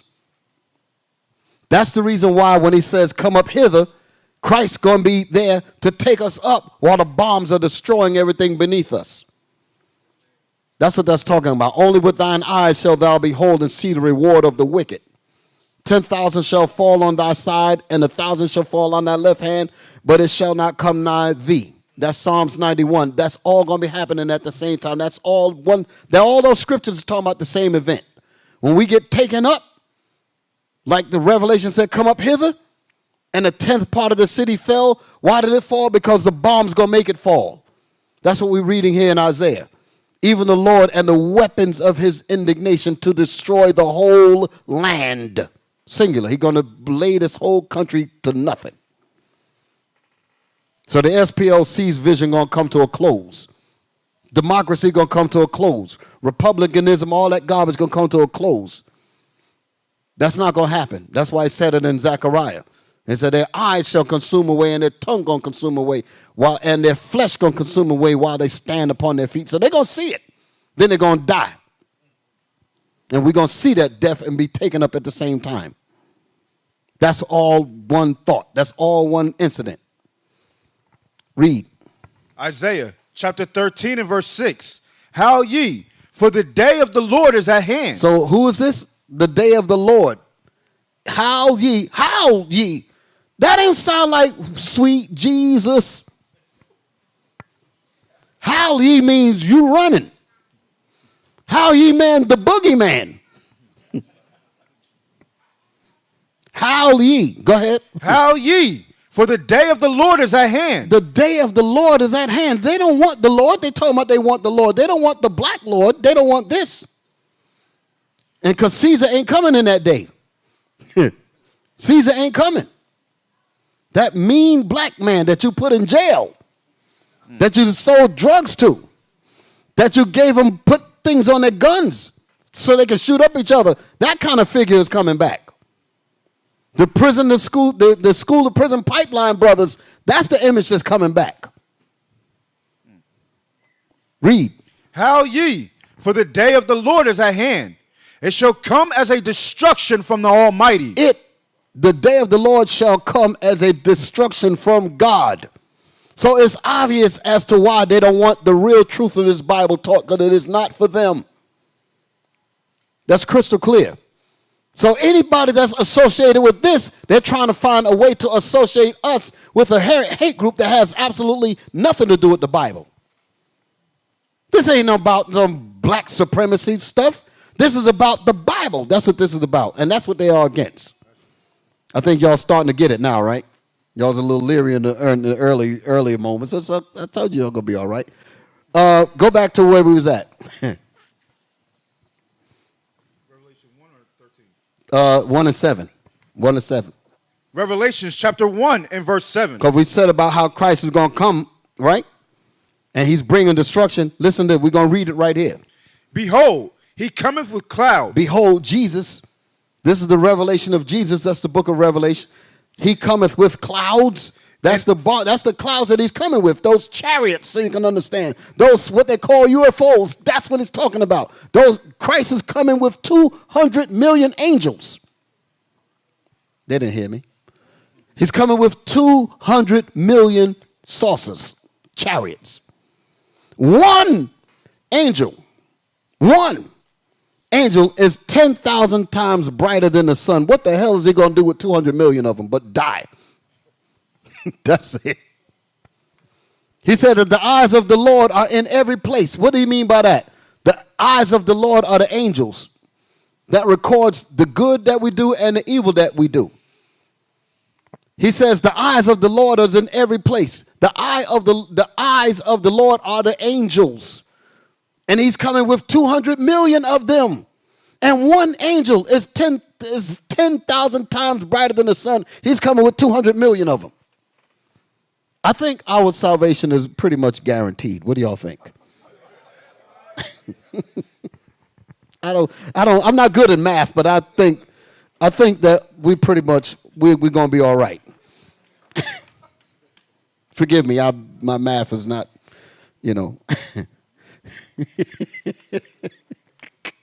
Read. Revelations chapter 1 and verse 7. Behold, he cometh with clouds, and every eye shall see him. And every eye shall see him. Now watch what it's going to say after this here. And they also which pierced him. Wait a minute. Even the ones that stuck that sword in his side, they're going to see him as well, which means what? That they're here. Their spirits are here. So when Christ come back, he said, I remember you the one that stuck the sword in my side. You the one that did this. You the one that did that. And you're going to deal with them spirits. That's why I say even the ones that pierce him, they're going to see him as well. It's going to be a hell of a deal, ain't it? Now, where was I reading before that? It was what made me go to all of this. 13 and 9. Revelations chapter 13, verse 9. If any man have an ear, let him hear. Go ahead. He that leadeth into captivity shall go into captivity. He that killeth with the sword. That's the part that made me go there. He that killeth with the sword. I was making the point that they were killing our young babies and all of that in 70 AD. He said them too, they're going to get it. They that killed with the sword, go ahead. Must be killed with the sword. So those same spirits are going to get killed from when they killed our women and babies. Them same spirits, just like the same ones that stuck that sword in Christ's side, they're going to see him. These people are going to get what they did to us back then. Go ahead. Here is the patience in the faith of the saints. Here is the patience and the faith of the saints. Because we're patient. That's the reason why we're not out doing no craziness, because we're patient. We're waiting on the Lord. Here is the patience and the faith. We have faith that this is going to happen. We have faith that the Lord is going to defend and take care of us. He brought us this far. Ain't that song, James Cleveland? I ain't going to do that. I ain't going to do that on you. Huh?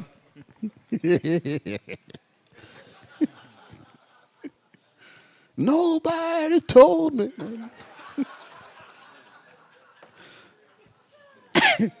I don't believe. But he didn't bring us this far to leave us. Okay? Y'all ain't right. Read. Revelations chapter 13 and verse 11. And I beheld another beast coming. No. Verse no. 10. That same verse. Verse 10. Here is the patience. That's the part I wanted. Here is the patience. Just read that line. So here is the patience and the faith of the saints. Here is the patience. We're patiently waiting on the Lord. He brought us this far. We've been through a lot of trials, brothers and sisters. We've been through some hell. But the Lord said, I got you. Don't worry about the SPLC. I just talked about them, but I didn't say that for you to worry. No. Don't worry about any of that. We did not make it here because of their benevolence. Like I said before, thank you. We did not make it this far because of their benevolence.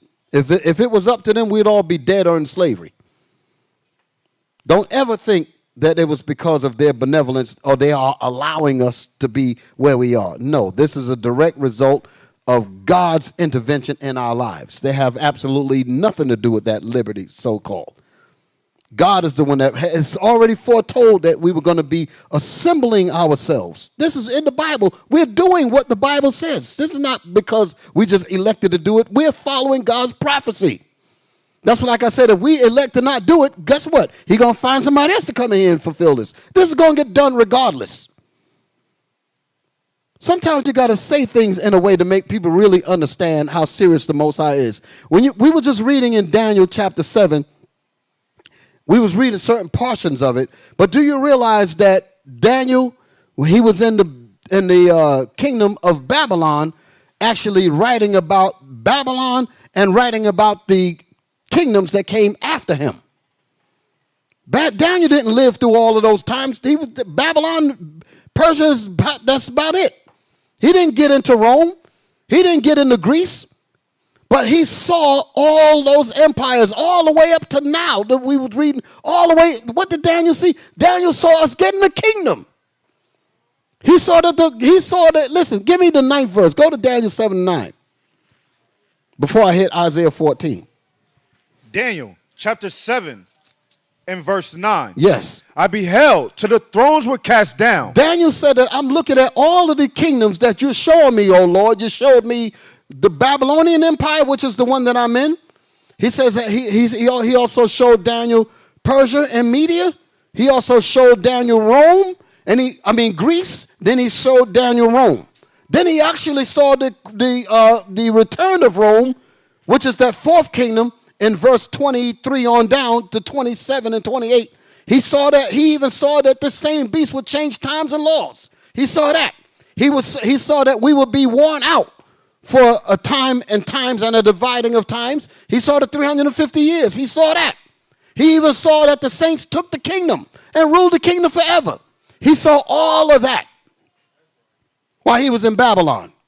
So my question to that is, if you think that man could do what he want to do, you're sadly mistaken, because Daniel saw that Babylon was going to rule to a certain point, then Persia was going to take over him, then Persia was going to rule to a certain point. Then Greece was going to overthrow him. Then Rome was going to come out of Greece and overthrow Greece and absorb Greece into the Greco-Roman Empire.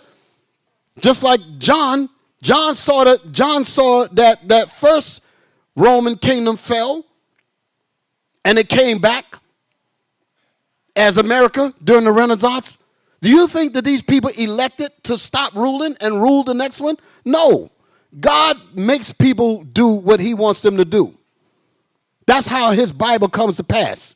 If it was up to us, the Bible wouldn't come to pass. Oh, well, I see that I'm supposed to stop ruling and so, and I'm going to rule, this one going to rule next. And if we feel that we got the power, then this Bible don't make any sense. God says no. You're going to do exactly what this Bible say, and then that's what you're going to do. You're going to stop ruling here, and the next kingdom going to come and take over you, and then the next one. And that's what he's describing all the way down the line. That's heavy, ain't it? So we're not worried about nothing. So if we get to the point of saying, oh, well, we're going to stop the prophecies. No, you're going to die.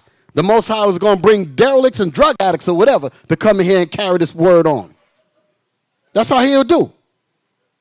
This is not stopping. This is not stopping. So I brought all of this up to let you know where we are headed. But what is our ultimate goal? Our ultimate goal is to abide in what the Lord said in his prayer. We're coming to that. We're coming to that. Isaiah 14. Did I have you holding something else, officer? No. Okay. Go ahead. Isaiah 14 and 1. Isaiah chapter 14 and verse 1. For the Lord will have mercy on Jacob. For the Lord will have mercy on Jacob. And you know what that hold it? This is letting you know that after the whole mess, the Lord is still going to prefer Jerusalem. That's why he's saying he will yet choose Israel. For the Lord will have mercy on Jacob. That's his future tense. Go ahead. And will yet choose Israel. And he will yet, regardless of what we did, regardless of how we were disobedient and all the rest of it, he says, I'm still choosing you as Israel. Go ahead. And set them in their own land. And the Lord is going to set up back into our homeland because that's the times that the Gentiles will be fulfilled. Y'all all right? Go ahead. And the strangers shall be joined with them. And the nations, that's the strangers, the foreigners, shall be joined with us. Let's see. And they shall cleave to the house of Jacob. And they shall cleave to the house of Jacob. How are they going to cleave to the house of Jacob? Because we're going to make them, follow these laws. That's what it's talking about, cleaving. We're going to bend them to do the will of the Most High. We're going to read that in the next scripture. They're going to be forced to keep these laws. That's what it means they're going to cleave. It ain't because they're going to be so much wanting to do it. Could you imagine these so-called white supremacists talking about some, I ain't serving them niggas. That's going to be the good part there. Oh, yes, they're going into slavery. No. They got to go into captivity, brothers and sisters. They got to get it. He that leadeth into captivity shall go into captivity. Didn't we just read that? So after their 1,000 years of slavery, that's when they're going to get rounded up and burnt up, according to the Most High in the book of Obadiah. That's when it's going to be the end of them. But before that, they got to go into slavery. No, ain't no option. That's thus saith the Lord. And it said, what did it say after that? The Lord, give me that, Obadiah. 18 verse. Give me that. They up there with that black supremacy stuff again. Watch who said this. Obadiah, chapter 1 and verse 18. Yes, sir. Come on. And the house of Jacob shall be a fire. And the house of Jacob shall be a fire. Go ahead. And the house of Joseph a flame. And the house of Joseph a flame. We both going to be coming with burning. We got burning materials. Go ahead. And the house of Esau for stubble. What is fire going to do with stubble? Stubble is like coal, or like sticks of wood. Esau is going to be stubble. Go ahead. And they shall kindle in them. And we going to kindle in them, meaning burning them up like in the oven. Go ahead. And they shall kindle in them. And they shall kindle in them. We're going to stoke the fire. And devour them. And devour them. Go ahead. And there shall not be any remaining of the house of Esau, for the Lord have spoken it. That's crystal clear. For who said it? For the Lord have spoken it. No, you hate groups. You said that. For the Lord have spoken it. Yeah, for the Lord have spoken it. That's how that's going to go down. So that's got nothing to do with quote unquote. And I hate even using that terminology, but I know that's what they're throwing out there. So that's why I'm throwing it back at them. We are the prophets of the Most High. We ain't no damn hate group. What's wrong with these people? Go back to where I was at. Isaiah chapter 14 and verse 2. And the people shall take them and bring them to their place. And the house of Israel shall possess them in the land of the Lord. We're going to possess all the nations in the land of the Lord. For servants and handmaids. That's what we read out of Daniel. And all kingdoms and dominions shall serve and obey him. For servants and handmaids, that's slavery. Because he that leadeth into captivity shall go into captivity. Read. And they shall take them captives. And we shall take them captives. Whose captives they were. Whose captives we were. We were their captives. They're going to become our captives. That's what you call reap what you sow, which meets out to justice. That's the justice. That's justice there. Go ahead. And they shall rule over their oppressors. And we shall rule over our oppressors. Because we are being oppressed. But the Most High said, no, you're going to rule over those that oppressed you. That's in all the Bibles. The white preacher can read this without a Negro sitting nowhere in the room, and it's still going to be in the Bible. So what are they talking about? We're a hate group. This is in all the Bibles. And we shall rule over our oppressors. Come on. And it shall come to pass in the day that the Lord shall give thee rest from thy sorrow and from thy fear and from the hard bondage wherein thou was made to serve. And we were made to serve this hard bondage right here in this country. So the Most High said that it's going to come to pass when he's going to release us out of this bondage. That's where them bombs going to come in. Okay, so we got some beautiful times coming along. It's going to get even more better blues, right? Revelation chapter 2, verse 25. Revelation chapter 2, verse 25. Watch this. Revelations chapter 2 and verse 25. But that which ye have already, hold fast till I come. We have a certain amount of knowledge and understanding of God's laws. That's why the scripture's saying, I think it's Hebrews 2. He says, hold on to that. Give me that real quick so I don't mess it up. Hebrews 2 and 1. Hebrews 2 and 1. Hebrews chapter 2, verse 1. Therefore, we ought to give the more earnest heed to the things which we have heard, lest at any time we shall let them slip. Read it again. Therefore, we ought to give the more earnest heed. Therefore, we ought to give the more earnest heed, meaning pay attention. Go ahead. To the things which we have heard. To the things that we have heard, meaning follow what he said. Like he said, gather yourselves together to the things that we have heard. Go ahead. Lest at any time. Meaning that if you don't take heed and you don't practice and abide in what we're reading here, you will allow them to slip. Repetition. Constant study. What is it? Malachi 3 and 16. Often communications with each other. Because if you don't do that, you're going to start to slip away. And that's what happens to a lot of brothers and sisters. When they don't do this, then their minds start to get corrupted by the corruptness that's out in the world. And the next thing you know, they're gone. Read that again. Hebrews chapter 2 and verse 1. Therefore, we ought to give the more earnest heed to the things which we have heard. Lest at any time. That if you stop giving heed, we shall let them slip. They will slip away from you. They will slip away from you. Go back to Revelation. Where was that? Chapter 2 and verse 25. Yes, sir. But that which ye have already. That which you have, the earnest heed that you're supposed to pay attention to, that which you have already. Hold fast till I come. Hold tight till I come. Till I come, when Jesus comes. Go out. And he that overcometh and keepeth my works unto the end. That's by us not letting it slip away. It says, and he that cometh, that overcometh, and keepeth my works, so that you don't let them slip. What does it say? Keepeth my works until the end. To him will I give power over the nations. To him will I give power over the nations. Go ahead. This is God's supremacy. And he shall. Because if it was about black supremacy, if it was about black supremacy, all blacks would make it. 2/3 of blacks gonna get burnt up and fried right here. They ain't going nowhere. The Lord is only taking the ones that is obedient to his supremacy. That's who's going. They ain't got nothing to do with no black supremacy. If it was black supremacy, we all be out of here. Lord said, no, I ain't dealing with that. My supremacy is if you don't do what I say, I'm gonna melt you right there. I'm gonna leave you in the fire and melt you. Read. Verse 27. And he shall rule them with a rod of iron. And he shall rule our oppressors. And he shall rule the nations. Go ahead. As the vessels of with a rod of iron. Read that again. And he shall rule them with a rod of iron.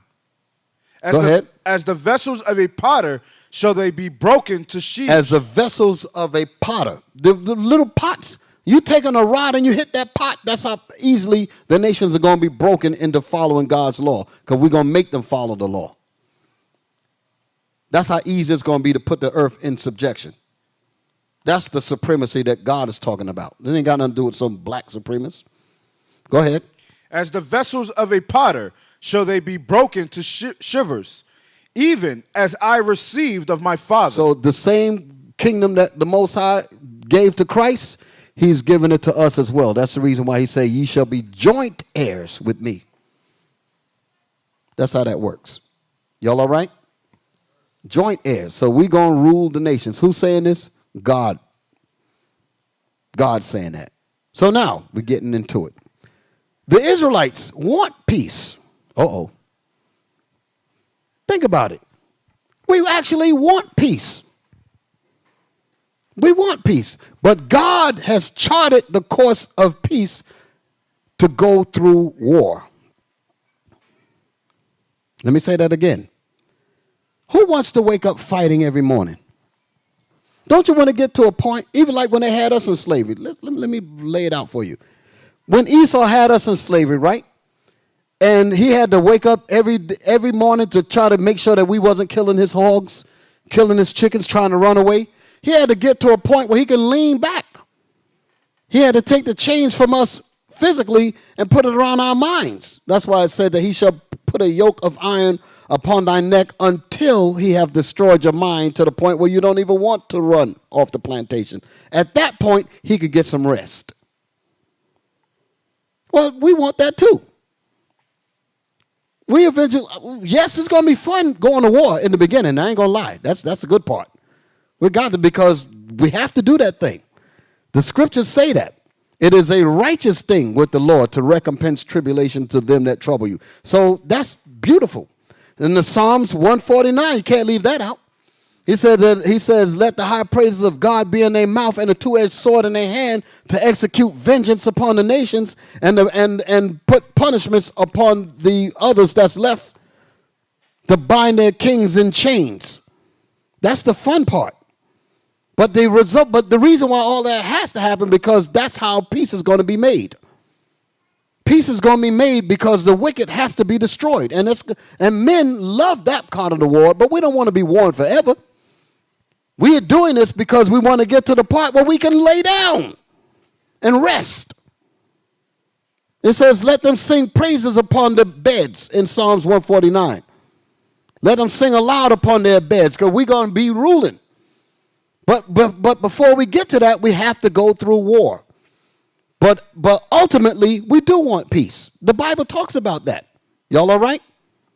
But this peace is not going to happen without war. What do you think is going to take to straighten this mess out? Think about it. What do you think is going to take this mess that's going on in the society? What do you think is going to stop this? Some of our people are so hell-bent on being evil, you think you're going to turn them around by talking to them? Some people got to get that deaf. The Most High understands that. But we understand that has to be done. But ultimately, we do want peace. We want what God wants. God wants peace. I'm going to read that. But he understands that this peace has to come through war. Y'all understand that? Some people are nervous. People are a little bit nervous. The scriptures say God is a man of war. The Lord is his name. Did he not say that? But ultimately, when the war is over, it's going to be time to relax. And let us enjoy our families. Let us enjoy our kids. It says, one shall become 1,000. Give me that. And a strong one shall become a strong nation. This is when the wars are over. You know what I'm talking about, Eli? You know what I'm talking about? It's in Isaiah, I think it is. As one, I'm trying to remember where it's at. Just bear with me. We got a little bit more time. I'm about to close it up. I'm almost done. Y'all found it? Y'all still with me, class? Sisters, y'all with me? Yeah. Is it 60? Down at the bottom? What? Yeah, that one. Read that. Yes. And a strong one, a mighty nation. That's something like that? Okay. Isaiah chapter 60 and verse 22. A little one shall become 1,000. A little one in the nation of Israel, in the kingdom, shall become, because you got, hey, somebody might say, this ain't talking about the kingdom. Jump up to verse 10 to 12 in the same chapter so you know what time period we're reading about. Isaiah chapter 60 verse 10. Read it fast. And the sons of strangers shall build up thy walls. That's what we was reading in Isaiah 14. Go ahead. And their kings shall minister unto thee. And their kings going to be made to serve us. Go ahead. For in my wrath I smote thee. And when God got mad at us, we wrought his judgment. He smote us. He put us in chains. Go ahead. But in my favor have I had mercy on thee. But in God's favor, he had mercy on the same people that he once afflicted. That's why he said, for the Lord will have mercy on Jacob.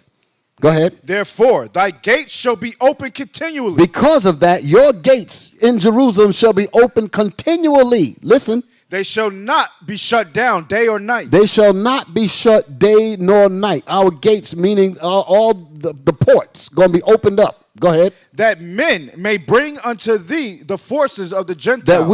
That men from the other nations are going to bring all their wealth into Jerusalem. That's how Jerusalem walls going to get built. We're going to make them build them in slavery. Them palace floors and all that, we're going to lay them, but we're going to lay that place out, but it's going to be to their labor. Go ahead. And that their kings may be. And their kings, their presidents and their noblemen, all of them going to be brought in chains. Go ahead. For the nation and kingdom that will not serve thee. For the nation and the kingdom that says, I ain't serving you. Shall perish. They're going to die instantly. Yea, those nations shall be utterly wasted. The whole nation's going to be utterly wasted because they refuse to serve. The Most High got another prophecy where he said that if they don't come up on the Feast of Tabernacles, there will be no rain. So that's some serious business. The Most High going to make them dance to the tune. They ain't going to want to bend them knees and dance, but they're going to have to dance to it. Go ahead. You want to finish 22? Jump down. 60. Yeah. Isaiah chapter 60, verse 22.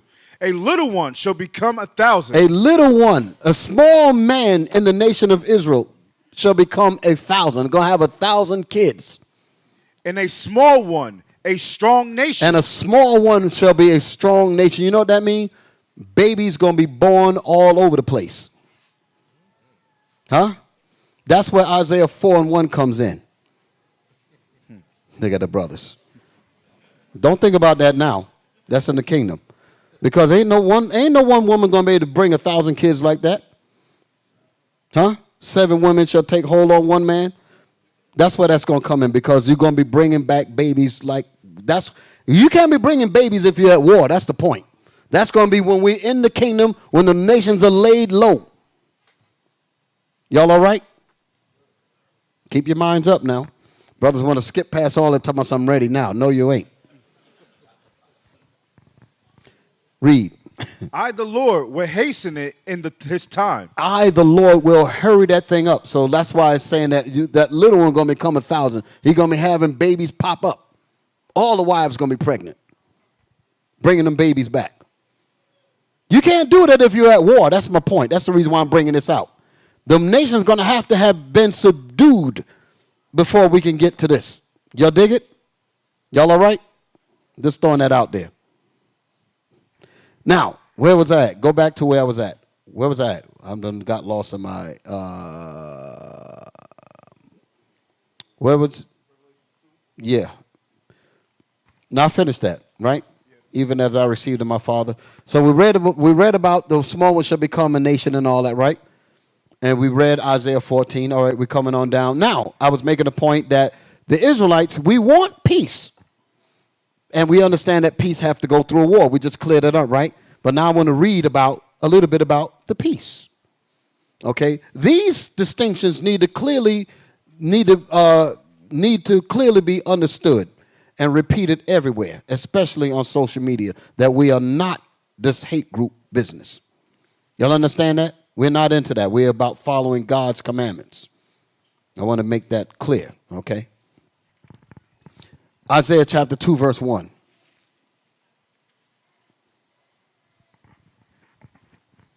Isaiah chapter 2 and verse 1. The word that Isaiah, the son of Amos, saw concerning Judah and Jerusalem. Go ahead. And it shall come to pass. And it shall come to pass, listen now. In the last days. In the last days. This is talking about the kingdom, brothers and sisters. Listen. That the mountain of the Lord's house shall be established in the top of the mountains. How are they going to be established on the top of the mountains? Through war. The Most High going to have us to make them lay low, and Israel going to rule everybody. That's what we was reading in Daniel. That's what we reading in Isaiah, all over the Bible. That's what Revelation, all that. Even Christ said it. You shall break the nations down with a rod of iron. So all of that's talking about the same thing. Read that again. And it shall come to pass in the last days that the mountain of the Lord's house shall be established in the top of the mountains. The word mountains means governments. Our government is going to be above all other governments. And the other government's going to have to serve us. Go ahead. And Esau going to be wiped out at this point. Esau going to be gone. There ain't going to be no Edom. Esau at this point going to be out, non-existent. This is going to be the rest of the nations. Go ahead. And shall be exalted above the hills, and all nations shall flow unto it. And all nations shall flow unto it. That's going back to, what is it, Zechariah? When they have to come up to Jerusalem and get the law, for he shall teach us the ways of the Lord. You know what I'm talking about? In Zion, give me that real quick so they'll know. I hope I'm quoting it right. I got a lot of scriptures in my head. Teach us the way of the Lord. You know what I'm talking about? We shall go up to Jerusalem, and he shall show us thy ways. Anybody know where that's at? What is it? No, I don't think it's Micah 4. Yeah, something like that. What is it? Zechariah 14 or something? Zechariah chapter 14 and verse 16. You see it? Is that it? Let me see something. Yeah, this is it. Read it. Zechariah chapter 14 verse 16. And it shall come to pass that everyone that is left of all the nations which came against Jerusalem shall even go up from year to year to worship the King. There you go. The Lord of hosts, and to keep the Feast of Tabernacles. Go ahead. And what verse you in? That was 16. Read. Verse 17. And it shall be that whoso will not come up of all the families of the earth unto Jerusalem to worship the King, the Lord of hosts, even upon them shall be no rain. Even upon them shall be no rain. Did you read the part where it says, let us go up to Jerusalem? Yes. I don't know what that's. It uses words like that. All right, I'll find it another day. Go back to where we was at. This said it somewhat, but it was an actual statement that said we will cleave, we will learn from the house. It might be in Isaiah. It might be in a. No, what'd you say, Captain Carr? What'd you say?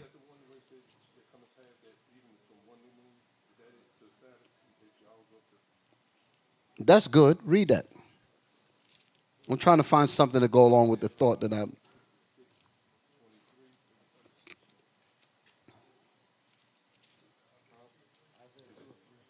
Isaiah 2 and 3. You mean to tell me I was in the chapter? Wow, that's where it was at. It's in the chapter that I'm reading. Come on back, brothers. Huh? Yeah, it was right in my scriptures. Go back to Isaiah 2. Isaiah chapter 2 and verse 2. Well, all those other scriptures were good anyway. Y'all all right? Come on, man. Isaiah chapter 2 and verse 2. Especially the one in Zechariah. Y'all came through, brothers. Y'all really did. Thank you. Come on. And it shall come to pass in the last days that the mountain of the Lord's house shall be established in the top of the mountains. Go ahead. And shall be on the top of the governments. Go ahead. And shall be exalted above the hills. And we shall be above all the other governments. And all nations shall flow unto it. And all the nations shall flow unto us for the teaching and guidance. Go ahead. And many people shall go and say, that's it. Come ye. How I missed this? Go ahead. And many people shall go and say, Come ye, and let us go up to the mountain of the Lord, to the house of the God of Jacob. That's it right there. Come on. And he will teach us of his ways. You see that? That's what we're supposed to have done from the very beginning. That was what Adam's job was. I remember a long time ago I did a class about us being Adam again. This is what Adam was supposed to have done. Did Adam have war back then? No. Adam was at peace. That's what we want to get to. But we have to go through war. But the objective is, I want peace. Don't you want peace? But we got to go through war. That's the reason why it's set up that way. So we're not no hate group. What are these people talking about? We're a spiritual group. We're the Lord's group. Come on.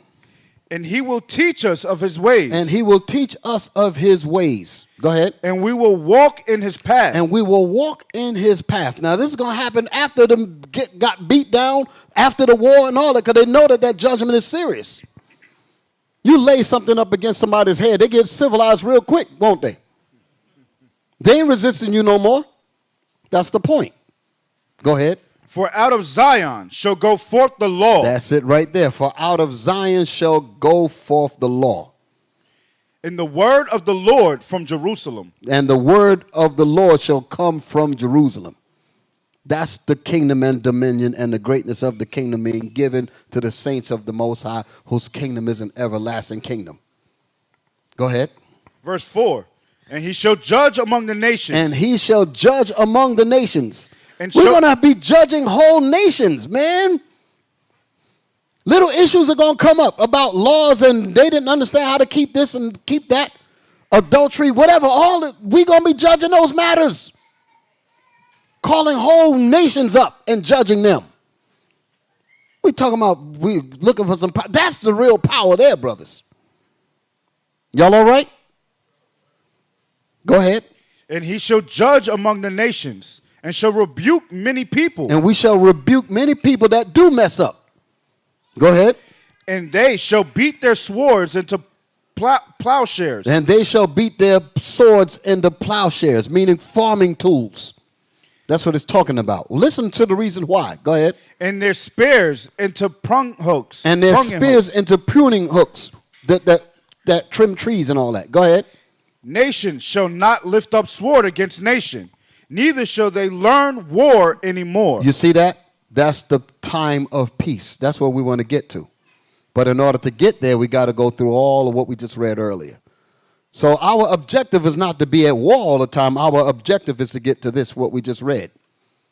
But like I said, our quote-unquote movement is not political, it's biblical. Y'all understand that? This is what we want to get to. And they shall learn war no more. Read.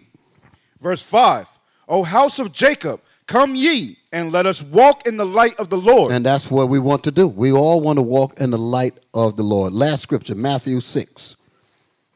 Matthew 6 and 9. This is the Lord's Prayer. Matthew 6 and 9. Matthew chapter 6 and verse 9. All of what I just read is summed up in these verses right here. After this manner, therefore, pray ye, Our Father, which art in heaven, hallowed be thy name. Hallowed be the name of the Lord and his program and his Christ. Go ahead. Thy kingdom come. The kingdom of God, which Christ is bringing, what? Thy kingdom come.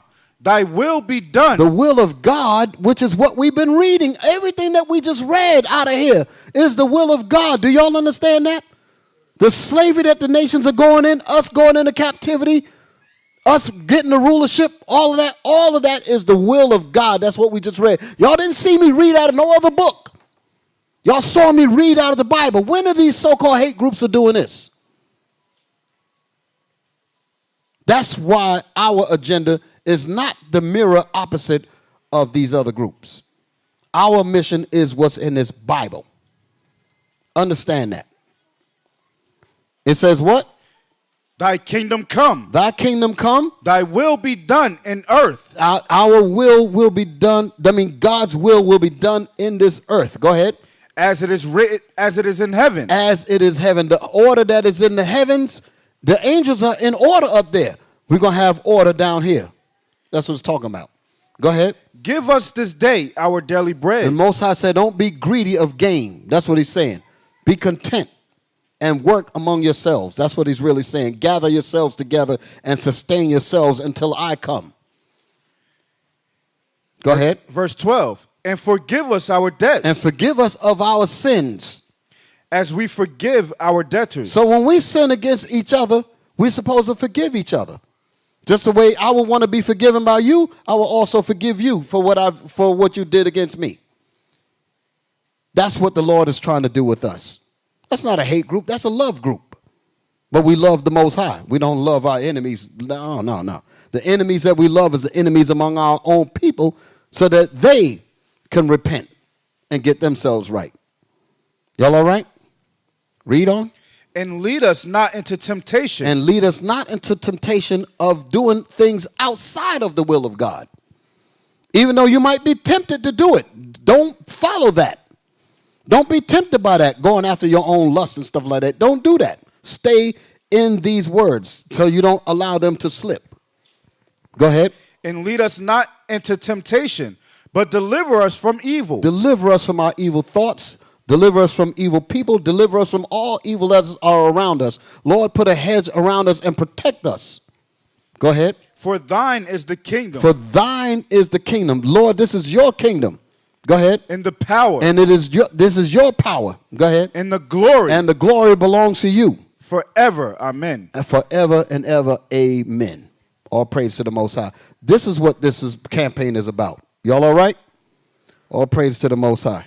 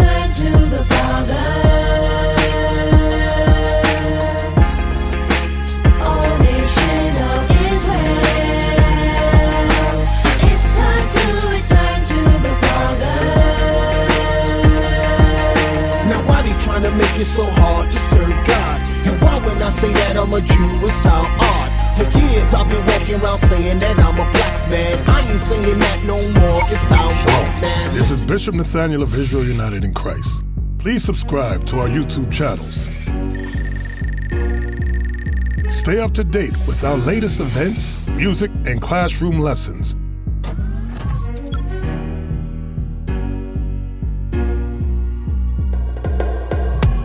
IUIC plans to continue visiting different countries where this gospel has not been preached before. IUIC needs your help in pushing this truth.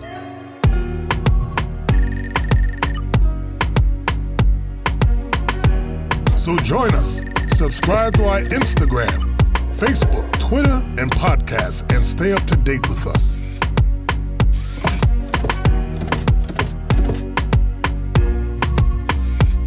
For more information, please visit www.israelunite.org.